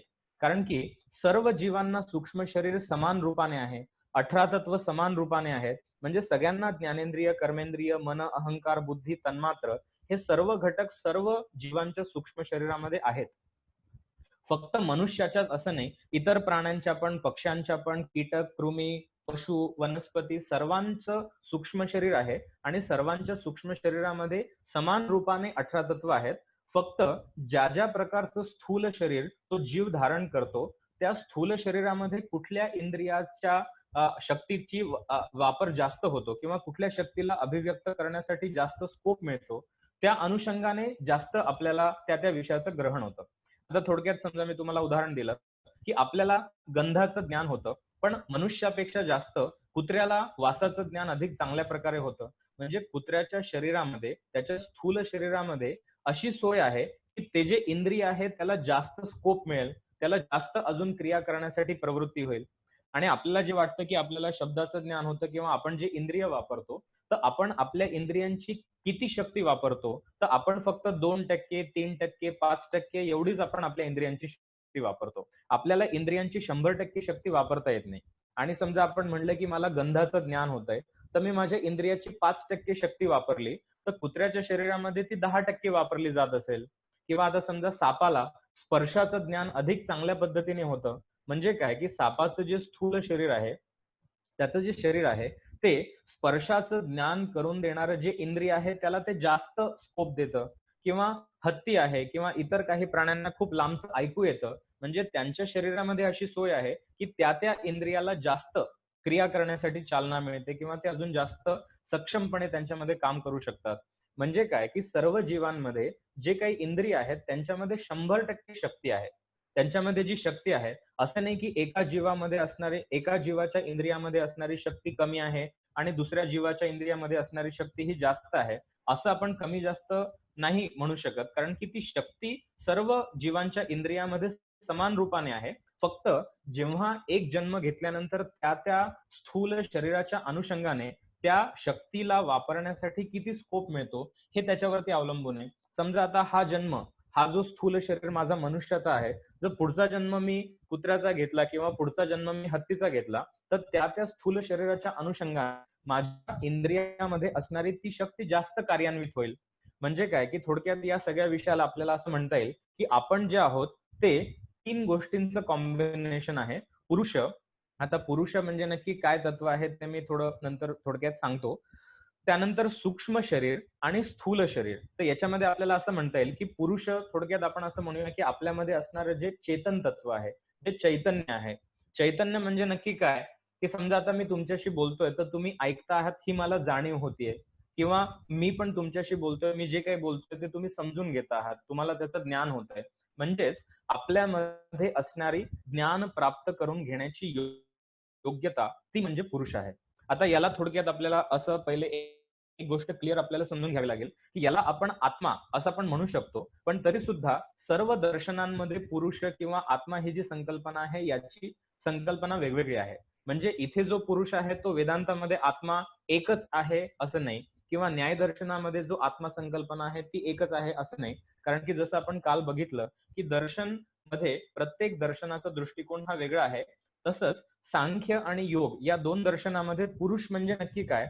आपल्यामध्ये ज्ञान प्राप्त करून घेण्याची योग्यता जी आहे, ती म्हणजे पुरुष. म्हणजे थोडक्यात याला जर आपण इंग्लिशमध्ये ट्रान्सलेट केलं, तर आपण असं म्हणू शकतो, की एबिलिटी टू नो म्हणजे पुरुष. म्हणजे आता तुम्ही ऐकता आहात, मी बोलतो आहे, आपला जो संवाद होतोय, मला पण समजतंय की तुम्ही ऐकता आहात. मला पण ज्ञान प्राप्त होतंय. म्हणजे माझ्यामध्ये ज्ञान प्राप्त करून घेण्याची योग्यता आहे, ती म्हणजे पुरुष. तिलाच आपण ज्ञाता आपण म्हणू शकतो. तिलाच आपण भोक्ता असं आपण म्हणू शकतो. जसं मी सांगितलं की जीव म्हणजे 3 वेगवेगळे तत्व आहेत. त्याच्यामध्ये पुरुष म्हणजे जे ज्ञान प्राप्त करून घेण्याची योग्यता आहे, त्याला आपल्याला असं म्हणता येईल की तो भोक्ता आहे. भोक्ता म्हणजे ज्ञाता, त्याला ज्ञान होतंय. त्यानंतर सूक्ष्म शरीर जे आहे, तर याच्यामध्ये मी फक्त तुम्हाला ज्ञानेंद्रिय आणि कर्मेंद्रिय यांच्याविषयी सांगितलं. तसंच अंतःकरण पण आहे. मन, अहंकार आणि बुद्धी हे 3 अंतःकरणाचे घटक आहेत. तर यांचा पण समावेश सूक्ष्म शरीरात होतो कारण की ते फक्त आपल्या फिजिकल बॉडी म्हणजे स्थूल शरीराशी संबंधित नाहीये. तर आता हे पण जर वेळ मिळाला तर मी थोडक्यात तुम्हाला नंतर सांगेल, की मन, अहंकार आणि बुद्धी या तिघांमध्ये नक्की काय भेद आहे. पण एक एक पूर्ण विषय पहिले मी मांडतो, की आपण म्हणजे नक्की काय आहोत, की आपल्यामध्ये पुरुष आहे, म्हणजे ज्ञान प्राप्त करून घेण्याची योग्यता आहे. त्यानंतर आपल्यामध्ये सूक्ष्म शरीर आहे. सूक्ष्म शरीर म्हणजे जे ज्ञानाचं साधन आहे, ज्ञान प्राप्त करून घेण्याचं साधन आहे आणि स्थूल शरीर जे आहे, ते ज्ञानाचं आश्रय किंवा भोग आश्रय असं आपल्याला म्हणता येईल. म्हणजे थोडक्यात काय, की भोक्ता म्हणजे पुरुष, भोग साधन म्हणजे सूक्ष्म शरीर आणि भोग आश्रय म्हणजे स्थूल शरीर. म्हणजे जो पण आपल्याला अनुभव येतोय, ज्या पण गोष्टीचं आपल्याला ज्ञान प्राप्त होतंय, त्याचा आश्रय कुठे आहे? तर फक्त शरीरामध्येच आपल्याला ज्ञान प्राप्त होतंय. आता सांख्य दर्शनाचं असं म्हणणं आहे, की या 3 गोष्टींपैकी स्थूल शरीर म्हणजे आपलं जे शरीर आहे, ते फक्त एका जन्मापुरतंच मर्यादित आहे. कारण की हे जे शरीर आहे, हे इथे नष्ट होणार. मृत्यू झाल्यानंतर हे जे शरीर आहे, हे नष्ट होणार. पण तरी सुद्धा जीवाचं जे सूक्ष्म शरीर आहे, ते त्या शरीराबरोबर नष्ट होत नाही. पण ज्यावेळेस मृत्यू होतो, तर मृत्यू म्हणजे नक्की काय, की पुरुष आणि सूक्ष्म शरीर या दोघांचा स्थूल शरीरापेक्षा एक विभाग होतो. म्हणजे ते त्यापेक्षा वेगळं होतं. म्हणजे आपलं स्थूल शरीर वेगळं होतं आणि सूक्ष्म शरीर आणि पुरुष हे वेगळे होतात. तर त्याला आपण मृत्यू असं पण म्हणू शकतो. म्हणजे काय, की सूक्ष्म शरीर हे प्रत्येक जन्मामध्ये तेच राहतं. असं मानण्याचं कारण काय? कारण की मन, अहंकार, बुद्धी हे अंतःकरण जसं मी म्हटलं, की ते पण सूक्ष्म शरीराचा भाग आहे. तर आपल्या चित्तामध्ये ज्या प्रकारचे संस्कार असतात किंवा आपण ज्या प्रकारचं कर्म करतो, त्या कर्मामुळे पण उत्पन्न होणारे संस्कार असतात. ते एका जन्मातनं दुसऱ्या जन्मामध्ये कॅरी होतात. आता या सगळ्या गोष्टींविषयी आपण उद्या योग दर्शनामध्ये अधिक जास्त विस्ताराने चर्चा करणार आहोत. पण तरी सुद्धा थोडक्यामध्ये जर मी सांगितलं, तर ज्यावेळेस एखाद्या जीवाचा जन्म होतो, तेव्हा जन्मतःच एखाद्या व्यक्तीची काहीतरी प्रवृत्ती असते. त्याचा एक प्रकारचा स्वभाव असतो. असं नाही की स्वभाव हा नंतरच तयार होतो, पण जन्मजात पण एखाद्या व्यक्तीचा काहीतरी स्वभाव असतो. तर तो स्वभाव नक्की कशामुळे उत्पन्न झाला? तो स्वभाव कुठून आला? हा जर आपण विचार केला तर सांख्य दर्शनाचं असं म्हणणं आहे, की याच्यामध्ये जे आपलं अंतःकरण आहे, थोडक्यात बुद्धी, अहंकार आणि मन या तिघांनी मिळून आपलं जे अंतःकरण बनतं. तर आपण ज्या गोष्टींचा अनुभव आपल्या आयुष्यामध्ये घेतो किंवा आपण ज्या प्रकारची कर्म करतो, त्या सर्व प्रकारच्या कर्मांचे संस्कार आपल्या चित्तामध्ये राहतात. सर्व प्रकारचं जे ज्ञान आपण प्राप्त करतो, त्या सर्वांचे संस्कार आपल्या चित्तामध्ये राहतात आणि ते जे अंतःकरण आहे, ते सूक्ष्म शरीराचा भाग असल्यामुळे ते फक्त एका जन्मापुरतं सीमित नाहीये. तर ते एका जन्मातनं दुसऱ्या जन्मात सुद्धा पुरुष तत्व जे आहे त्याच्याबरोबर ते सूक्ष्म शरीर जात असतं. तर सूक्ष्म शरीर हे सर्व जन्मांमध्ये समान रूपाने राहतं आणि आपण जेव्हा जन्म घेतो तेव्हा फक्त पुरुष आणि सूक्ष्म शरीर यांचा संबंध स्थूल शरीराशी येतो आणि जेव्हा मृत्यू होतो त्यावेळेस पुरुष आणि सूक्ष्म शरीर यांचा त्यापेक्षा एक सेपरेशन होतं. ते त्या स्थूल शरीरापेक्षा वेगळे होतात. म्हणूनच आपल्याला अनेक उदाहरणं दिसतील, की काही जे योगी आहेत, त्यांना त्यांचा पूर्वजन्म पण आठवतो किंवा बौद्ध दर्शनामध्ये पण तुम्ही ऐकलं असेल, की जातक कथा म्हणून आहेत, की ज्याच्यामध्ये जेव्हा गौतम बुद्धांना बुद्धत्व प्राप्त झालं किंवा त्या प्रोसेसमध्ये असताना त्यांना जेव्हा ज्ञानप्राप्ती झाली, तेव्हा त्यांचे बरेच मागचे जन्म त्यांना आठवले. तर ते मागचे जन्म कसे काय आठवू शकतात? जर प्रत्येक जन्मामध्ये आपलं जर शरीर वेगवेगळं आहे, असं नाही की हेच शरीर आपण प्रत्येक जन्मामध्ये तेच आहे, कारण की त्याचा नाश होतो. त्याच्यामुळे प्रत्येक जन्मामध्ये जरी आपलं शरीर वेगळं असलं, तरी सुद्धा आपलं जे सूक्ष्म शरीर आहे, ते समान असल्यामुळे आपल्या अंतःकरणामध्ये उत्पन्न झालेले जे संस्कार आहेत, आपल्या अंतःकरणामध्ये ज्या गोष्टी स्टोअर केलेल्या आहेत, त्या सर्व संस्कार रूपाने आपल्या सर्व जन्मांमध्ये आपल्याला दिसून येतात. त्यामुळे आपल्याला ही गोष्ट सांख्य दर्शनाच्या अनुषंगाने आपण जाणून घेऊ शकतो, की आपण म्हणजे फक्त हे शरीर नाहीये. आपण म्हणजे फक्त स्थूल शरीर नाहीये. तर सांख्य दर्शन असं म्हणतं, की 3 गोष्टींचा समावेश त्याच्यामध्ये आहे. एक म्हणजे पुरुष, म्हणजे माझ्यामध्ये ज्ञान प्राप्त होण्याची योग्यता, ती म्हणजे पुरुष. त्यानंतर ज्ञानाचं जे साधन किंवा भोग साधन, ते म्हणजे 5 ज्ञानेंद्रिय, 5 कर्मेंद्रिय आणि मन, अहंकार, बुद्धी हे 3 अंतःकरणं आणि तन्मात्र त्याच्याबरोबर आणि तिसरं म्हणजे आपलं स्थूल शरीर, जे फक्त एका जन्मापुरतं मर्यादित आहे. पण सूक्ष्म शरीर आणि पुरुष हे जे 2 आहेत, हे प्रत्येक जन्मामध्ये तेच राहतात. कारण की ज्ञान होण्याची योग्यता म्हणजे पुरुष हे जे तत्व आहे, हे ते प्रत्येक जन्मामध्ये आपल्या सोबत असतं किंवा आपलं ते खरं स्वरूप आहे. म्हणजे जरी मी म्हटलं, की माझ्यामध्ये इंद्रिय आहेत, माझ्यामध्ये कर्मेंद्रिय आहेत, माझ्यामध्ये मन, बुद्धी, अहंकार, तन्मात्र, महाभूत या सगळ्या गोष्टी आहेत. म्हणजे जरी 24-25 तत्व माझ्यामध्ये असले, तरी सुद्धा या 25 तत्वांमधलं नक्की आपलं स्वरूप काय आहे? म्हणजे मी, हे ज्याला मी म्हणतोय ते नक्की काय आहे? ते पृथ्वी तत्व आहे, की ते जलतत्व आहे, की ते कुठलं इंद्रिय आहे, की ते मन आहे, की ती बुद्धी आहे? तर हे नक्की काय? तर सांख्य दर्शनामध्ये ते असं म्हणतात, की यापैकी आपलं जे खरं स्वरूप आहे, ते म्हणजे पुरुष. आता इथे पुरुष या शब्दाचा अर्थ आपण पुरुष आणि स्त्री अशा अनुषंगाने घेऊ नये, कारण की तो प्रचलित जरी तसा असला, तरी सुद्धा संस्कृतमध्ये पण त्याचा एक दुसरा अर्थ पण असा होतो, की पुरीशेते इति पुरुषः. म्हणजे या शरीरामध्ये जो वास करतो, तो आत्मा किंवा ती जी एक चैतन्य आहे, त्याला पुरुष असं म्हणतात. त्याच्यामुळे इथे पुरुष आणि स्त्री असा संबंध नाहीये. तो ते जे पुरुष तत्व आहे ते मनुष्यामध्ये आहे, पुरुषांमध्ये, स्त्रियांमध्ये, प्राण्यांमध्ये, पक्ष्यांमध्ये जितके पण जीव आहेत, त्या सगळ्यांमध्ये ते तत्व आहे. आणि प्रत्येक वेळेस आपलं स्थूल शरीर वेगळं असलं तरी सुद्धा आपलं सूक्ष्म शरीर आणि आपला जो पुरुष तत्व आहे, ते प्रत्येक जन्मामध्ये तेच राहतं. पण या सगळ्या 25 तत्वांमध्ये आपलं जे मूलभूत स्वरूप आहे ते नक्की काय? तर सांख्य दर्शन म्हणतं, की आपण म्हणजे ते चैतन्य स्वरूप आहोत. आपण म्हणजे ते जे ज्ञान प्राप्त करून घेण्याची योग्यता किंवा ते जे चैतन्य आहे ते आपलं खरं स्वरूप आहे. पण या 25 तत्वांना एकत्रित रूपाने आपण आपल्यामध्ये जाणल्यामुळे आपण भेद समजू शकत नाही, की नक्की शरीर वेगळं आहे का मन वेगळं आहे, का इंद्रिय वेगळे आहेत, का मी नक्की कोण आहे, या सगळ्यांमध्ये आपल्याला भेद करता येत नाही. म्हणून सांख्य दर्शनामध्ये ते म्हणतात की या सर्व तत्वांचं जर स्वरूप आपण यथायोग्य रीतीने जाणून घेतलं तर त्या व्यक्तीला विवेक ज्ञान प्राप्त होतं किंवा विवेक ख्याती प्राप्त होते. जसं मी सुरुवातीला म्हटलं की विवेक याविषयी मी सांगेल. तर हे जे 25 तत्व आहेत त्याच्यापैकी जेव्हा मला ज्यावेळेस योगी म्हणजे सांख्य दर्शनाचा संबंध हा योगाशी सुद्धा आहे.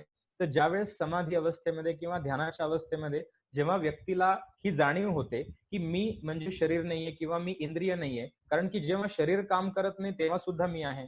ज्यावेळेस इंद्रिय काम करत नाही तेव्हा सुद्धा मी आहे. ज्यावेळेस मन काम करत नाही, ज्यावेळेस मनामध्ये विचार नाहीये तेव्हा सुद्धा मी आहे. म्हणजे काय की मी या सगळ्यांपेक्षा वेगळा असलो पाहिजे.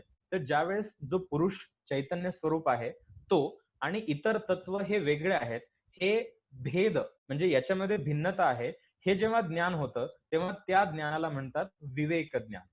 एका वस्तूचं ज्ञान प्राप्त झालं तर त्याला आपण विवेक ज्ञान म्हणू शकत नाही. समजा आता माझ्यासमोर हा एक मोबाईल आहे आणि मला जेव्हा या वस्तूचं ज्ञान मिळतंय, फक्त एका वस्तूचं ज्ञान जेव्हा होतंय त्याला विवेक म्हणू शकत नाही.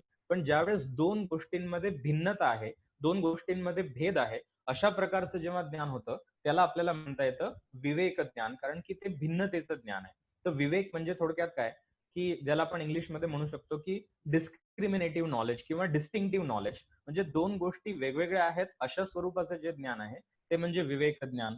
तर सांख्य दर्शनामध्ये शेवटी ते असं म्हणतात, की ज्यावेळेस प्रत्येक जीवाला हे समजेल, की मी म्हणजे फक्त शरीर नाहीये किंवा मी म्हणजे इंद्रिय नाहीये किंवा मी म्हणजे मन, बुद्धी पण नाहीये, पण मी याच्यापेक्षा वेगळा आहे आणि तो जो पुरुष स्वरूप आहे, त्याचं जेव्हा ज्ञान होईल, तेव्हा त्या जीवाला संपूर्ण ज्ञान प्राप्त होऊन कैवल्य प्राप्ती होईल, असं सांख्य दर्शनामध्ये म्हणतात.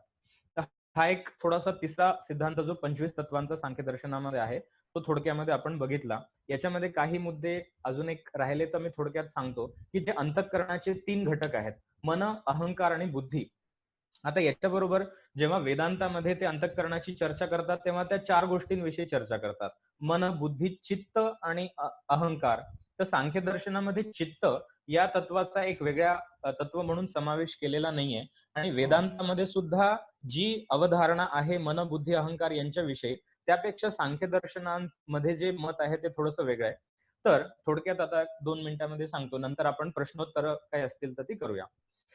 आता समजा मी एखाद्या गोष्टीला बघितलं, समजा माझ्यासमोर फूल आहे. तर डोळ्यांनी मी फुलाला बघितलं, तर डोळ्यांनी मला त्या गोष्टीचं ज्ञान होतंय, पण फक्त डोळ्यांनीच ते ज्ञान होत नाहीये. तर डोळे काय काम करतात, ते फक्त एखाद्या कॅमेरासारखं एखाद्या गोष्टीचा फोटो काढून इमेज कॅप्चर करण्याचं काम करतात. म्हणजे जसं आपण कॅमेरामध्ये फोटो काढतो, तसंच आपण डोळ्यांच्या द्वारे एखाद्या वस्तूची इमेज आपण कॅप्चर करतो. पण हे जे डोळे आहेत, त्यांच्यामध्ये ही योग्यता नाहीये, की ही वस्तू नक्की काय आहे ओळखण्याची. जसं मी कॅमेराने जर फुलाचा फोटो काढला, तर कॅमेराला माहिती नाही, की ते फूल आहे, की फळ आहे, की झाड आहे, की टेबल आहे, ती नक्की कुठली वस्तू आहे. हे ओळखण्याची योग्यता कॅमेरामध्ये नाहीये. पण तरी सुद्धा तो कॅमेरा काय करतो, फक्त त्या वस्तूची इमेज कॅप्चर करतो, एवढं त्याचं काम आहे. तसंच डोळ्यांनी मी समजा फुलाला बघितलं, तर डोळे फक्त त्या वस्तूची इमेज कॅप्चर करण्याचं काम करतील. पण डोळ्यांना हे समजणार नाही, की हे काय आहे. पण डोळे काय करतात, की जी इमेज कॅप्चर केली, त्याचं ज्ञान ते मनाकडे सोपवतात. तर मन हे अंतःकरण असं आहे, की मन त्या वस्तूला ओळखण्याचं काम करतं. म्हणजे मनाच्याद्वारे आपण ओळखू शकतो, की ही वस्तू म्हणजे फूल आहे. त्यानंतर ती वस्तू ओळखल्यानंतर अहंकार काय करतं, की ही वस्तू फूल आहे हे ठीक आहे. पण माझ्यासाठी ही वस्तू कशी आहे? ही माझ्या उपयोगाची आहे, मी ही वस्तू घेतली पाहिजे, की मी ही वस्तू सोडली पाहिजे? म्हणजे मनाच्या द्वारे त्या वस्तूची ओळख झाली, मनाने त्या वस्तूला ओळखलं, तर त्याच्यानंतर अहंकार काय करते, की ही माझ्यासाठी कशी आहे? म्हणजे त्या वस्तूचा माझ्याशी संबंध कसा आहे, हे दाखवण्याचं काम अहंकार करतं. त्याच्यामुळे अहम म्हणजे काय, की मी, मला केंद्रित धरून जो विचार केलाय तो म्हणजे अहंकार.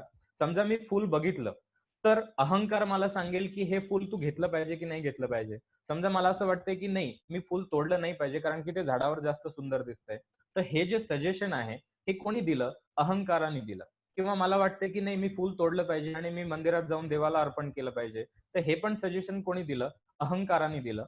म्हणजे एखाद्या वस्तूचं ज्ञान प्राप्त झाल्यानंतर, त्या वस्तूला ओळखल्यानंतर त्या वस्तूच्या बाबतीत नक्की काय केलं पाहिजे? त्या वस्तूचं ग्रहण करावं किंवा त्या वस्तूला सोडावं. आपल्यासाठी ती वस्तू कशी आहे हे सजेशन देण्याचं काम अहंकार करतो आणि त्यानंतर अंतिम निर्णय घेण्याचं काम बुद्धी करते. तर मन, अहंकार आणि बुद्धी हे 3 जे आहेत हे अंतःकरणाचे भाग आहेत, असं सांख्य दर्शनामध्ये ते म्हणतात. पण अंतिमतः या सर्व तत्वांमध्ये प्रत्येक तत्वाचं ज्ञान प्राप्त करून जेव्हा जीवाला हे एक जाणीव होते, की मी म्हणजे शरीर नाहीये, मी म्हणजे मन नाहीये, मी म्हणजे इंद्रिय नाहीये, पण मी यापेक्षा वेगळा जे चैतन्य आहे त्याचं जेव्हा ज्ञान होतं, जेव्हा विवेक ख्यातीचं ज्ञान प्राप्त होतं, तर ते म्हणजे सर्वोत्कृष्ट आणि अंतिम ज्ञान आहे, असं सांख्य दर्शनामध्ये म्हणतात. तर आज आपण थोडक्यामध्ये सांख्य दर्शनाचा एक थोडक्यात परिचय करून घेतला. त्याच्यामध्ये आपण 3 सिद्धांत बघितले, की त्रिगुण सिद्धांत, सत्व, रजतम म्हणजे नक्की काय? त्यांचा स्वभाव काय? आता याविषयी अधिक सखोल आपल्याला बरेच ग्रंथ आहेत किंवा आपण गीतेमध्ये जरी वाचलं तरी सुद्धा त्याच्यात बरेच विस्ताराने विवेचन आपल्याला मिळेल. दुसरं आपण बघितलं सत्कार्यवाद हा सिद्धांत काय आहे? आणि तिसरा विषय आपण बघितला, की सांख्य दर्शनामध्ये स्वीकारली गेलेली 25 तत्व म्हणजे नक्की काय आणि आपलं स्वरूप काय आहे? हे जाणून घेण्यासाठी सांख्य दर्शनाचा काय विचार आहे, तो आपण थोडक्यामध्ये बघितला. तर मला असं वाटतं, की मी आता इथे थांबतो आणि यानंतर तुमचे काही प्रश्न असतील तर आपण जरूर त्याविषयी चर्चा करूया. सर, मी प्रदीप बोलतोय. हां, बोला. आताच तुम्ही सांगितलात की मन, बुद्धी आणि अहंकार जर मनाने जर बघितलं एखादी वस्तू, जशी तुम्ही फुलाचं उदाहरण दिलात, हं, मी फुल पाहिलं आणि ते हं, हं, मला कळालं की ते फुल आहे. हं, हं, तर ती माझी आहे की नाही वस्तू हा माझा अहंकार झाला हं, आणि अंतिम निर्णय बुद्धी घेते. पण हं, तुम्ही आता सांगितल्याप्रमाणे हं. की ते फुल मी तोडून अ, देवाला वाहावं की माझ्याजवळ ठेवावं, हे हं. काम सुद्धा अहंकार जर करतं, तर मग अंतिम निर्णय बुद्धी कोणता घेतो? हां, म्हणजे याच्यामध्ये ॲक्चुअली कसं आहे, की अहंकार जो आहे तो फक्त स्वतःचा विचार करतो. म्हणजे आपण जेव्हा फूल बघितलं, तर ते मी घेतलं पाहिजे का नाही? माझ्यासाठी ती वस्तू कशी आहे? हे एक सूचना देण्याचं काम किंवा सजेशन देण्याचं काम अहंकार करतं. पण त्याच्याही पेक्षा ना आता याच्यामध्ये एक गोष्ट आपल्याला लक्षात घेतली पाहिजे, की अहंकार एखाद्या गोष्टीविषयी सजेशन कधी देऊ शकेल, जर त्या वस्तूचा आधी आपण अनुभव घेतला आहे. म्हणजे ज्या वस्तूविषयी आधी आपल्याला ज्ञान आहे, त्यावेळेस आपल्याला असं म्हणता येईल, की अहंकार आपल्याला सजेशन देईल. आता समजा एखाद्या वस्तूविषयी आपल्याला काहीच माहिती नाहीये, कुठलीच पार्श्वभूमी नाहीये, आपल्याला त्या वस्तूचं ज्ञान नाहीये, पण तरीसुद्धा आपल्याला काही ना काही निर्णय घ्यावा लागतो. समजा आता एखादं छोटंसं बाळ आहे, समजा 2-3 वर्षाचा मुलगा आहे आणि तो मुलगा आयुष्यामध्ये पहिल्यांदा आगीला बघतोय आणि तो मुलगा आगीच्या जवळ गेला, तर त्या मुलाचे इंद्रिय, त्या मुलाचे डोळे त्याला आगीचं ज्ञान करून देतील. पण मनाला ओळखण्यासाठी, की ही वस्तू काय आहे, आधी कुठलीच इन्फॉर्मेशन नाहीये. त्याच्यामुळे मनाची क्रिया होणार नाही आणि अहंकार पण त्याला कुठलंच सजेशन देऊ शकणार नाही, कारण की आधी त्या वस्तूला कधी बघितलेलं नाही किंवा त्या वस्तूचा अनुभव घेतला नाही. पण तरीसुद्धा त्याला काही ना काही तर निर्णय घ्यावा लागेल, की मुलं म्हणजे ते जे बाळ आहे, ते अग्नीच्या जवळ गेल्यानंतर की स्पर्श करायचा की नाही करायचा? स्पर्श करणे हा पण एक निर्णय आहे आणि स्पर्श न करणे हा पण एक निर्णय आहे. तर म्हणजे अहंकाराने जर सजेशन नाही दिलं, तरी सुद्धा बुद्धीला काही ना काही निर्णय तर घ्यावाच लागतो. म्हणून अहंकार वेगळा आहे आणि बुद्धी वेगळी आहे. समजा त्या मुलाच्या बुद्धीने हा निर्णय घेतला, की चला आपण स्पर्श करून बघूया कसं वाटतंय. तर स्पर्श केल्यानंतर हा पहिला अनुभव येतो, की आगीला स्पर्श केल्यानंतर आपला हात भाजतो. तर हा एक पहिला अनुभव झाला. तर पुढच्या वेळेला जेव्हा तो मुलगा आगीच्या जवळ जाईल, तेव्हा काय होईल, की तेव्हा त्याचा जो अहंकार आहे, तो तेव्हा त्याला सजेशन देईल, की नाही या वस्तूच्या जवळ जाऊ नको. कारण की मागच्या वेळेस आपण जेव्हा गेलो होतो, तेव्हा आपल्याला त्रास झाला होता. तेव्हा आपला हात जळला होता. म्हणजे ज्या गोष्टीचा आपण आयुष्यामध्ये पहिल्यांदा अनुभव घेतो, त्यावेळेस पण आपल्याला काही ना काही निर्णय घ्यावाच लागतो. तो निर्णय बुद्धीच्या माध्यमातून घेतला जातो. पण ज्यावेळेस आपण रिपिटेटिव्हली ती गोष्ट करतो, तेव्हा ऑलरेडी आपल्याकडे ज्यावेळेस माहिती आहे, ऑलरेडी आपल्याकडे एक अनुभव आहे. तर त्या अनुभवाच्या जोरावर आपण जो निर्णय घेतो, तर त्यावेळेस अहंकार एक सूचना करत असतो आणि निर्णय जो घेतो, ती बुद्धी घेते. म्हणजे अहंकाराचं काम फक्त सूचना देणे, की हे माझ्यासाठी चांगलं आहे, हे माझ्यासाठी वाईट आहे. पण अहंकार निर्णय घेत नाही. निर्णय घेण्याचं जे काम आहे, ते बुद्धी करते. आणि याच्यात एक दुसरं अजून महत्वाचं, की जरी आपण नावं दिले, की मन वेगळं आहे, अहंकार वेगळं आहे, बुद्धी वेगळं आहे. पण तरी सुद्धा ही नावं फक्त एक क्रियेच्या अनुषंगाने दिलेली आहेत. तसं अंतःकरणामध्ये काही 3 वेगवेगळे अवयव आहेत असं नाहीये. ते एकच आहे. पण ते जेव्हा एक क्रिया करेल तेव्हा त्याचं नाव वेगळं. जेव्हा ते दुसरी क्रिया करेल म्हणजे ज्यावेळेस ओळखण्याचं काम करेल तेव्हा आपण त्याला म्हटलं, की मन आहे. ज्यावेळेस ते स्वतःविषयी विचार करेल, माझ्यासाठी ही गोष्ट कशी आहे, त्यावेळेस आपण त्याला नाव दिलं, की हे अहंकार आहे. आणि ज्यावेळेस अंतिम निर्णय घेतला जाईल त्यावेळेस त्याला बुद्धी असं म्हटलं जाईल. त्याच्यामुळे तसं बघायला गेलं तर त्याच्यामध्ये खूप जास्त असं एक कंपार्टमेंट असं नाहीये, खूप बायफर्केशन असं नाही.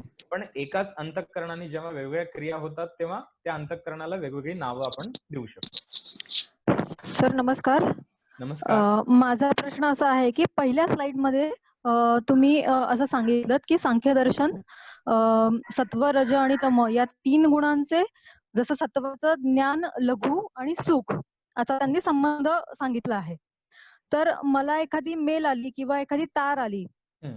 ती तार मी वाचली म्हणजे मला त्या तारेत जो काही मजकूर लिहिलाय त्याचं ज्ञान झालं. बरोबर.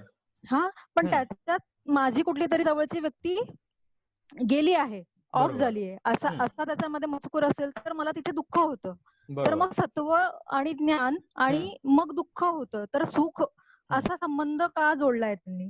हां. तुम्ही खूप चांगला प्रश्न विचारलाय, कारण की या प्रश्नामुळे मला चांगलं उत्तर देण्याची संधी मिळाली आहे.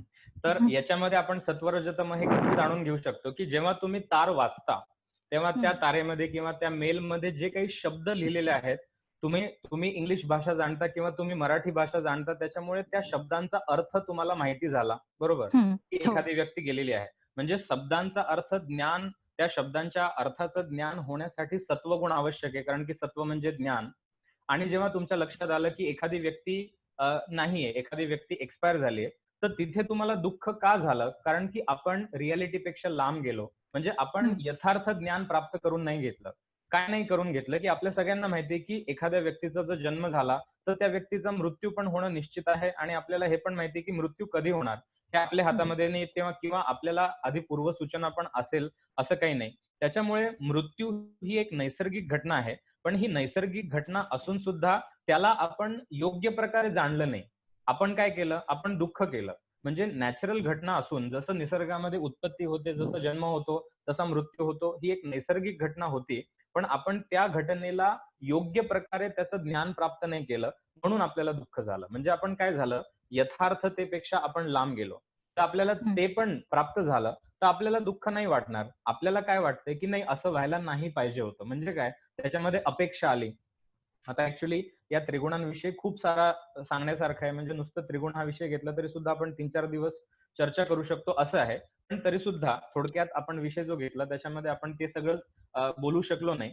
तर रजोगुणाचा संबंध हा आकांक्षा याच्याशी पण आहे. म्हणजे जेव्हा आपण गीतेमध्ये वाचतो, की एखादं कर्म करताना समजा माझी अपेक्षा आहे, की मला हे फळ मिळावं. तर अपेक्षा ठेवणे किंवा एखाद्या गोष्टीची आकांक्षा असणे याचा संबंध पण रजोगुणाशी आहे. आणि जर तुम्ही जेव्हा पत्र वाचता त्याच्यातला मजकूर जो आहे त्याचा अर्थ तुम्हाला पूर्ण माहीत झाला, ते सत्वगुण आहे. आता त्याच्यात एखादा समजा तुम्हाला मी उदाहरण सांगितलं, की ज्याने पत्र टाइप केलं, त्या पत्र टाइप करत असताना एखादी स्पेलिंग मिस्टेक झाली आणि त्याच्यात टाइप करत असताना जर चुकीचा शब्द टाइप केला गेला, तर त्याचं तुम्ही दुःख करता का? की चुकीचा शब्द टाइप केला गेला? नाही करत. कारण की तुम्हाला लक्षात येतं, की ही फक्त स्पेलिंग मिस्टेक आहे आणि जो चुकीचा शब्द आहे तो तुम्ही योग्य करून समजता, योग्य करून वाचता. है ना? म्हणजे पत्राचा अर्थाचा ज्ञान प्राप्त करणे याचा संबंध सत्वाशी आहे. पण त्याच्यानंतर जी घटना घडली त्याला तुम्ही योग्य प्रकारे जाणलं का? तर नाही जाणलं. म्हणजे काय? तिथे ज्ञान योग्य रीतीने नाही झालं, चुकीच्या पद्धतीने झालं, म्हणून तिथे दुःख आहे. जर आपण जाणलं, की ही नैसर्गिक घटना आहे, तर तिथे दुःखाचा संबंध राहणार नाही. आणि असं एक आपल्या डोक्यामध्ये काही-काही संकल्पना ऑलरेडी फिट असतात, की मृत्यू म्हणजे वाईटच आहे, असं आपल्याला वाटतं म्हणून आपण दुःख करतो. म्हणजे एका लाईनमध्ये समजा एका ओळीमध्ये जर आपल्याला सारांश सांगायचा असेल, तर मला असं सांगता येईल, की आपण जितकं जास्त सत्याच्या जवळ जातो, तितकं जास्त आपण सुखी असतो आणि आपण जास्तीत जास्त जितकं आपण सत्यापासून दूर जातो, तितकं आपण दुःखी असतो. तर आपण जे आहे, जसं आहे, तसं ज्ञान जर आपल्याला प्राप्त झालं, तर आपल्याला दुःख होण्याचं काही कारण नाही. कारण की ती नैसर्गिक घटना आहे. नमस्ते सर. हरे कृष्ण. दंडवत प्रणाम. हरे कृष्ण. बोला. हां. सर, श्रीमद भागवत पुराणामध्ये तिसरा जो अध्याय आहे, त्यामधला 33 जो चॅप्टर आहे आणि त्यामधला फर्स्ट श्लोका जो आहे, तर त्यामध्ये कपिल मुनींबद्दल वर्णन केलं आहे. कदर्म मुनी आणि देवहूती असं त्यांच्या आई वडिलांचं नाव आहे. तर हेच का ते कपिल मुनी? आणि 10व्या अध्यायामध्ये, भगवद्गीता 10व्या अध्यायामध्ये 26वा श्लोक आहे, सिद्धाना कपिलो मुनी. तर हेच का ते कपिल मुनी, हे मला जरा जाणून घ्यायचं होतं. हां. आता तुम्ही जे म्हणताय भागवत पुराणामध्ये ते वर्णन आहे, की कपिल आणि म्हणजे देवहूती त्यांच्या आईचं नाव आहे. तर ते कपिल ऋषींविषयी कर्दम मुनी. कर्दम मुनी. तर पुराणांचा जो रेफरन्स आहे त्याच्या अनुषंगाने जे विद्वान आहेत त्यांचं म्हणणं आहे की ते कपिल ऋषी एकच आहेत, ज्यांनी सांख्यशास्त्राचं ज्ञान नंतर सगळ्यांना दिलं किंवा त्यांच्या माध्यमातून सांख्यशास्त्राचा प्रचार झाला. तर ते एकच कपिल मुनी आहेत असं ग्रंथांमध्ये आपल्याला आढळतं. ते एकच पण आहे. सर, पण कपिल मुनींनी ईश्वराचं जे हे म्हणजे ईश्वरांना मान्य केलं त्यांनी, ईश्वरांचं स्वरूप जे मान्य केलं त्यांनी, बरोबर. जे कपिल यांचं त्यांनी मान्य केलं. पण आपण जे सांख्यकारिकामध्ये जे वाचतो, रेफरन्स वाचतो, त्यामध्ये त्यांनी निरीश्वर म्हणजे ईश्वरांचं अस्तित्व मान्य केलं नाही. बरोबर. आता याविषयी थोडेसे मतभेद असे आहेत की सांख्यामध्ये पण 2 प्रकारचं सांख्य असं म्हटलं जातं. एक म्हणजे निरीश्वर सांख्य आणि दुसरं म्हणजे सेश्वर सांख्य. तर आपण योग दर्शनामध्ये आपण जेव्हा चर्चा करणार आहोत उद्या, त्याच्यामध्ये ईश्वराचं अस्तित्व त्यांनी मानलेलं आहे.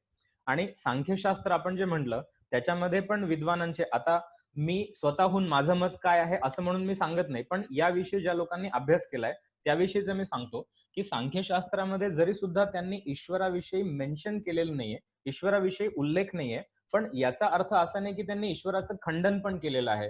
त्याच्यामुळे काही विद्वानांचं असं मत आहे की सांख्यशास्त्र ईश्वराला पण ते मानतं, फक्त त्यांनी अगदी त्याच्यामध्ये स्पष्टपणे काही त्याला सिद्ध करण्यासाठी पुरावे दिलेले नाहीयेत. त्याच्यामुळे हा पण जो विषय आहे की सांख्यशास्त्र हे ईश्वर मानतं किंवा ईश्वर नाही मानत, आपण फक्त सांख्यकारिका या ग्रंथाच्या आधारे समजून घेण्याचा प्रयत्न केला तर निश्चितपणे त्याच्याविषयी त्यामध्ये ईश्वराचा उल्लेख नाहीये, हे आपल्याला म्हणावं लागेल. नमस्कार सर. नमस्कार.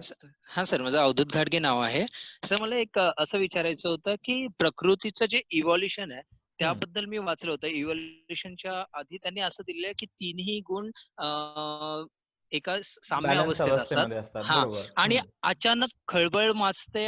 आता थोडक्यात आपण विचार करूया की जे सत्वरजतम मी सांगितलं की सर्व आपल्या शरीरामध्ये पण आहेत, आपल्या इंद्रियामध्ये पण आहेत आणि जगातल्या सर्व वस्तूंमध्ये आहेत. तर सांख्य दर्शनामध्ये त्यांनी अशी कल्पना केली की जगत जेव्हा अस्तित्वात आलं त्यावेळेस सत्वरजतम यांची क्रिया सुरू झाली. पण जसं समुद्रामध्ये लाटा असतात तर लाटा वर खाली जात असतात, त्या पद्धतीनेच कधी सत्वगुण वर जातो, कधी रजोगुण वर जातो, कधी तमोगुण वर जातो. अशा पद्धतीने एक लाटांसारखं आपण एक कल्पना करू शकतो. पण अशी पण एक अवस्था असू शकते की ज्याच्यामध्ये सत्व रजतम हे समान अवस्थेमध्ये असतील, तर ती जी अवस्था आहे त्याला सांख्यामध्ये त्यांनी प्रकृती असं म्हटलं. आता आपल्याकडे वेळ कमी असल्यामुळे मी प्रकृती या तत्वाविषयी काहीच सांगितलं नाही. पण अचानक खळबळ माजते म्हणजे नक्की काय, आपण असं विचार करू शकतो की 2 गोष्टी आहेत. एक म्हणजे चेतन, जो चैतन्य स्वरूप आपल्यामध्ये आहे, आणि दुसरं म्हणजे अचेतन तत्व. आता जसं आपण सजीव निर्जीव हा एक भेद करतो, तर सजीव निर्जीव हा एक वेगळा भेद आहे. निर्जीव म्हणजे काय की टेबल, खुर्ची वगैरे याला आपण निर्जीव म्हणतो. पण सांख्यदर्शनानुसार आपल्या शरीरामध्ये किंवा आपल्या अस्तित्वात असणारे शरीर आहे किंवा मन आहे किंवा इंद्रिय आहेत, हे पण जे तत्व आहेत त्यांना ते अचेतन म्हणतात. अचेतन का बरं? कारण की चैतन्य हे फक्त पुरुषच आहे आणि इतर तत्वांमध्ये चैतन्य नाहीये. त्याच्यामुळे जेव्हा या 2 गोष्टींचा संबंध येतो त्यावेळेस त्रिगुणांची क्रिया सुरू होते. तर ऍक्च्युली ते अचानक माजते म्हणजे काय की थोडक्यात जेव्हा सृष्टीची उत्पत्ती होते त्यावेळेस सुरुवातीला कुठलीच क्रिया नसणार, कुठल्याही प्रकारचं ज्ञान नसणार किंवा कुठल्याही प्रकारचं आवरणही नसणार. पण ज्यावेळेस एक चैतन्य आणि जेव्हा जीवांची उत्पत्ती होते, जेव्हा सृष्टीची उत्पत्ती होते, त्यावेळेस त्याच्यामध्ये एक प्रकारची क्रिया सुरू होते. म्हणजे रजोगुण आहे, त्याच्यामध्ये सत्वगुण आहे, त्याच्यामध्ये तमोगुण आहे, अशा सर्व प्रकारच्या क्रिया दिसून येतात.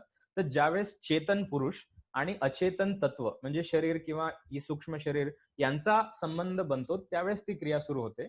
तर या अनुषंगाने ते सगळं वर्णन ऍक्च्युली आहे. सर, एक प्रश्न आहे. थँक्यू. सत्वगुण म्हणजे ज्ञान, हो, असं आपण म्हटलं हो, की हो, क्रिया हा रजोगुणाचा संबंध आहे. पण बरोबर. असं कधी होतं का क्रियामधनं ज्ञान मिळणं? असं पण जसं आपण म्हणलं की क्रियेमधनं ज्ञान मिळणं म्हणजे काय की रजोगुण हा सत्वगुणाला पण सपोर्ट करतो आणि असं पण आहे की कधी कधी सत्वगुण हा रजोगुणाला सपोर्ट करतो. आता मी समजा तुम्हाला एक उदाहरण देतो की माझ्याकडे पुस्तक आहे आणि पुस्तक वाचल्यानंतर समजा मला ज्ञान मिळतंय असं आपण जर गृहीत धरलं, तर आता पुस्तक माझ्या समोर आहे, तर मी काय करेल, मला त्याच्यातनं ज्ञान प्राप्त करायचं असेल तर मला पहिले क्रिया करावी लागेल. काय क्रिया? की पहिले मला पुस्तकाचं पान उलटावं लागेल, है ना? तर पुस्तकाचं पान उलटणं ही झाली क्रिया जी रजोगुणाच्या माध्यमातून होते. त्यानंतर मी वाचायला सुरुवात केली तेव्हा माझ्या डोळ्यांचा त्या पानाशी संपर्क आला आणि जे काही आहे ते मी वाचायला सुरुवात केली. म्हणजे डोळ्यांचा त्या पानाशी संपर्क येणे ही पण एक क्रियाच झाली. इंद्रियांचा वस्तूंशी संबंध येणे हा पण रजोगुणाचाच धर्म झाला. पण तो संबंध आल्यानंतर मी जेव्हा वाचायला सुरुवात केली तेव्हा मला ज्ञान प्राप्त व्हायला सुरुवात झाली. मग असं आपण म्हणू शकतो की ज्ञान प्राप्त होण्यासाठी आधी रजोगुणाची क्रिया होणं आवश्यक आहे. म्हणजे जसं तुम्ही म्हणतायत की रजोगुणामुळे आपल्याला ज्ञान प्राप्त झालं, तसंच आपल्याला विपरीत पण म्हणता येईल की ज्ञान प्राप्त झाल्यामुळे सुद्धा आपल्याला क्रिया करता येतात, नाही तर आपल्याला क्रिया करता येत नाही. म्हणजे थोडक्यात आता मला पुस्तक वाचायचंय, तर पहिले मला पुस्तक आहे याचं ज्ञान प्राप्त व्हावं लागेल, मग मी पान उलटू शकतो. म्हणजे पुस्तकाचं पान उलटण्याची क्रिया मला तेव्हाच करता येईल जेव्हा पुस्तकाचं आधी मला ज्ञान होईल. म्हणजे हे जे त्रिगुण आहेत हे अगदी परस्पर विरोधी नाहीयेत, पण सत्व हा रजोगुणाला मदत करेल, रजोगुण हा सत्वाला मदत करेल, रजोगुण हा तमोगुणाला पण मदत करेल, तमोगुण हा रजोगुणाला पण मदत करेल. आता ऍक्च्युली आपल्या वेळेची मर्यादा असल्यामुळे तो एक मुद्दा मला सांगायचा राहिला की त्रिगुणांमध्ये की अन्योन्य अभिभव, अन्योन्य आश्रय, अन्योन्य मिथुन आणि अन्योन्य जनन अशा 4 प्रकारच्या क्रिया त्यांनी सांगितल्या. ते तुम्ही चार्ट मध्ये लिहिलंय त्याचं. चार्ट मध्ये लिहिलंय, पण आपलं थोडंसं कनेक्शनचा प्रॉब्लेम झाल्यामुळे ते आपण करू शकलो नाही. पण निश्चितपणे आपल्याला असं म्हणता येतं की सत्वगुण हा रजोगुणाला मदत करतो, रजोगुण हा पण सत्वगुणाला मदत करतो आणि सर्वच गुण एकमेकांच्या क्रिया होण्यासाठी एकमेकांना सहाय्य करतात. Thank you sir. Thank you. Thank you. Thank you. नमस्कार सर, मी शुभांगी बोलते. हो, बोला. सर, तुम्ही जे त्रिगुण सांगितले त्याच्यामध्ये सत्व, रज आणि तम, हो. तर रज मध्ये तुम्ही लिहिले क्रिया आणि पुढे लिहिले दुःख.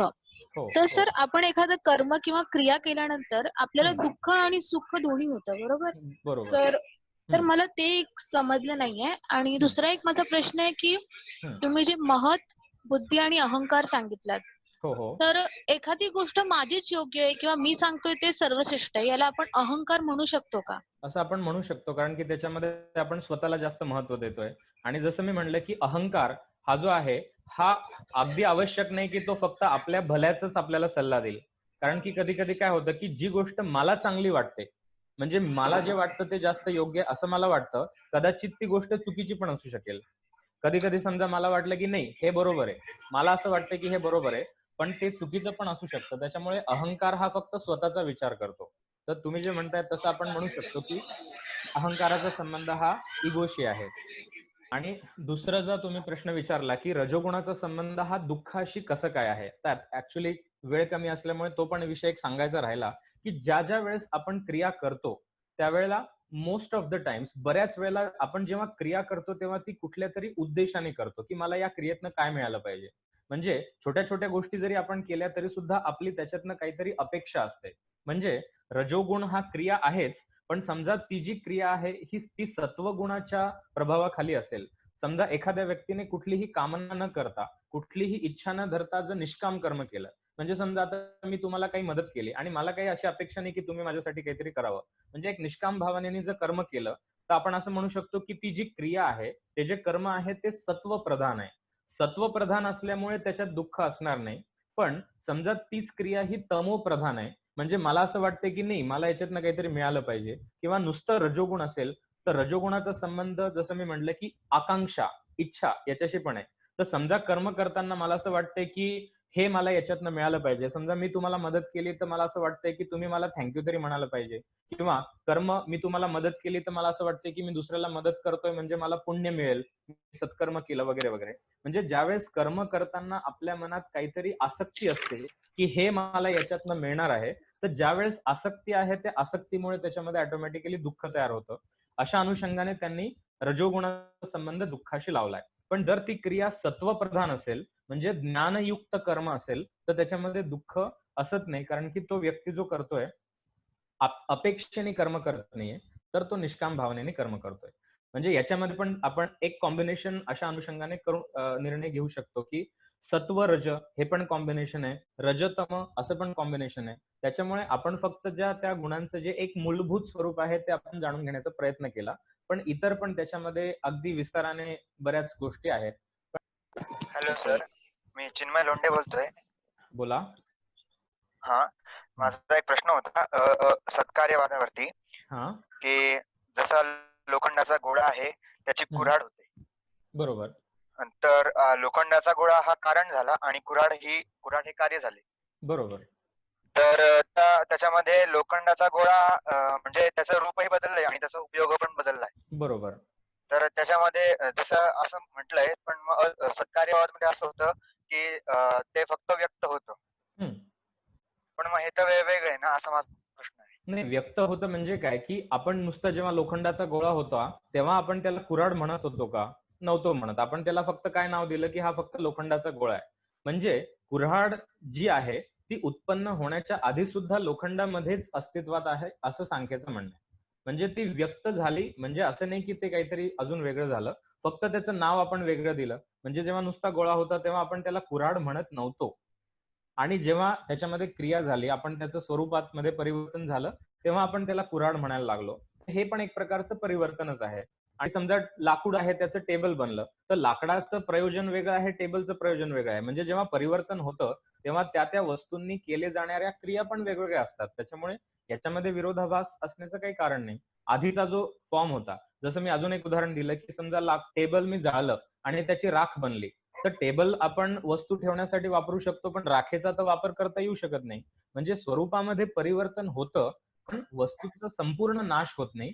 हे मला त्याच्यामध्ये सांगायचं होतं. जेव्हा स्वरूपामध्ये परिवर्तन होतं, तेव्हा निश्चित त्याचा आकार बदलतो, त्याचा उपयोग बदलतो, त्याविषयी केल्या जाणाऱ्या क्रिया पण बदलतात. याविषयी काही शंकाच नाही.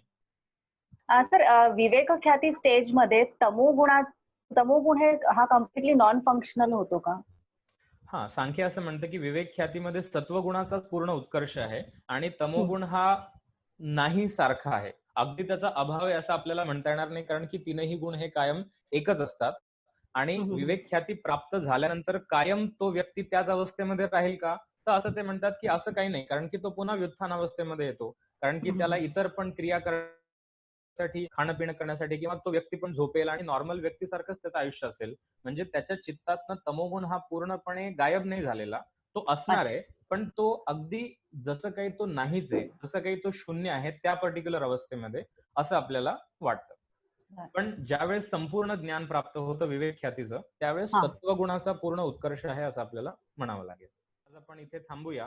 तुम्ही सर्वजण आज दुसऱ्या सेशनला पण जॉईन झालात, त्यासाठी तुमचे सगळ्यांचे आभार.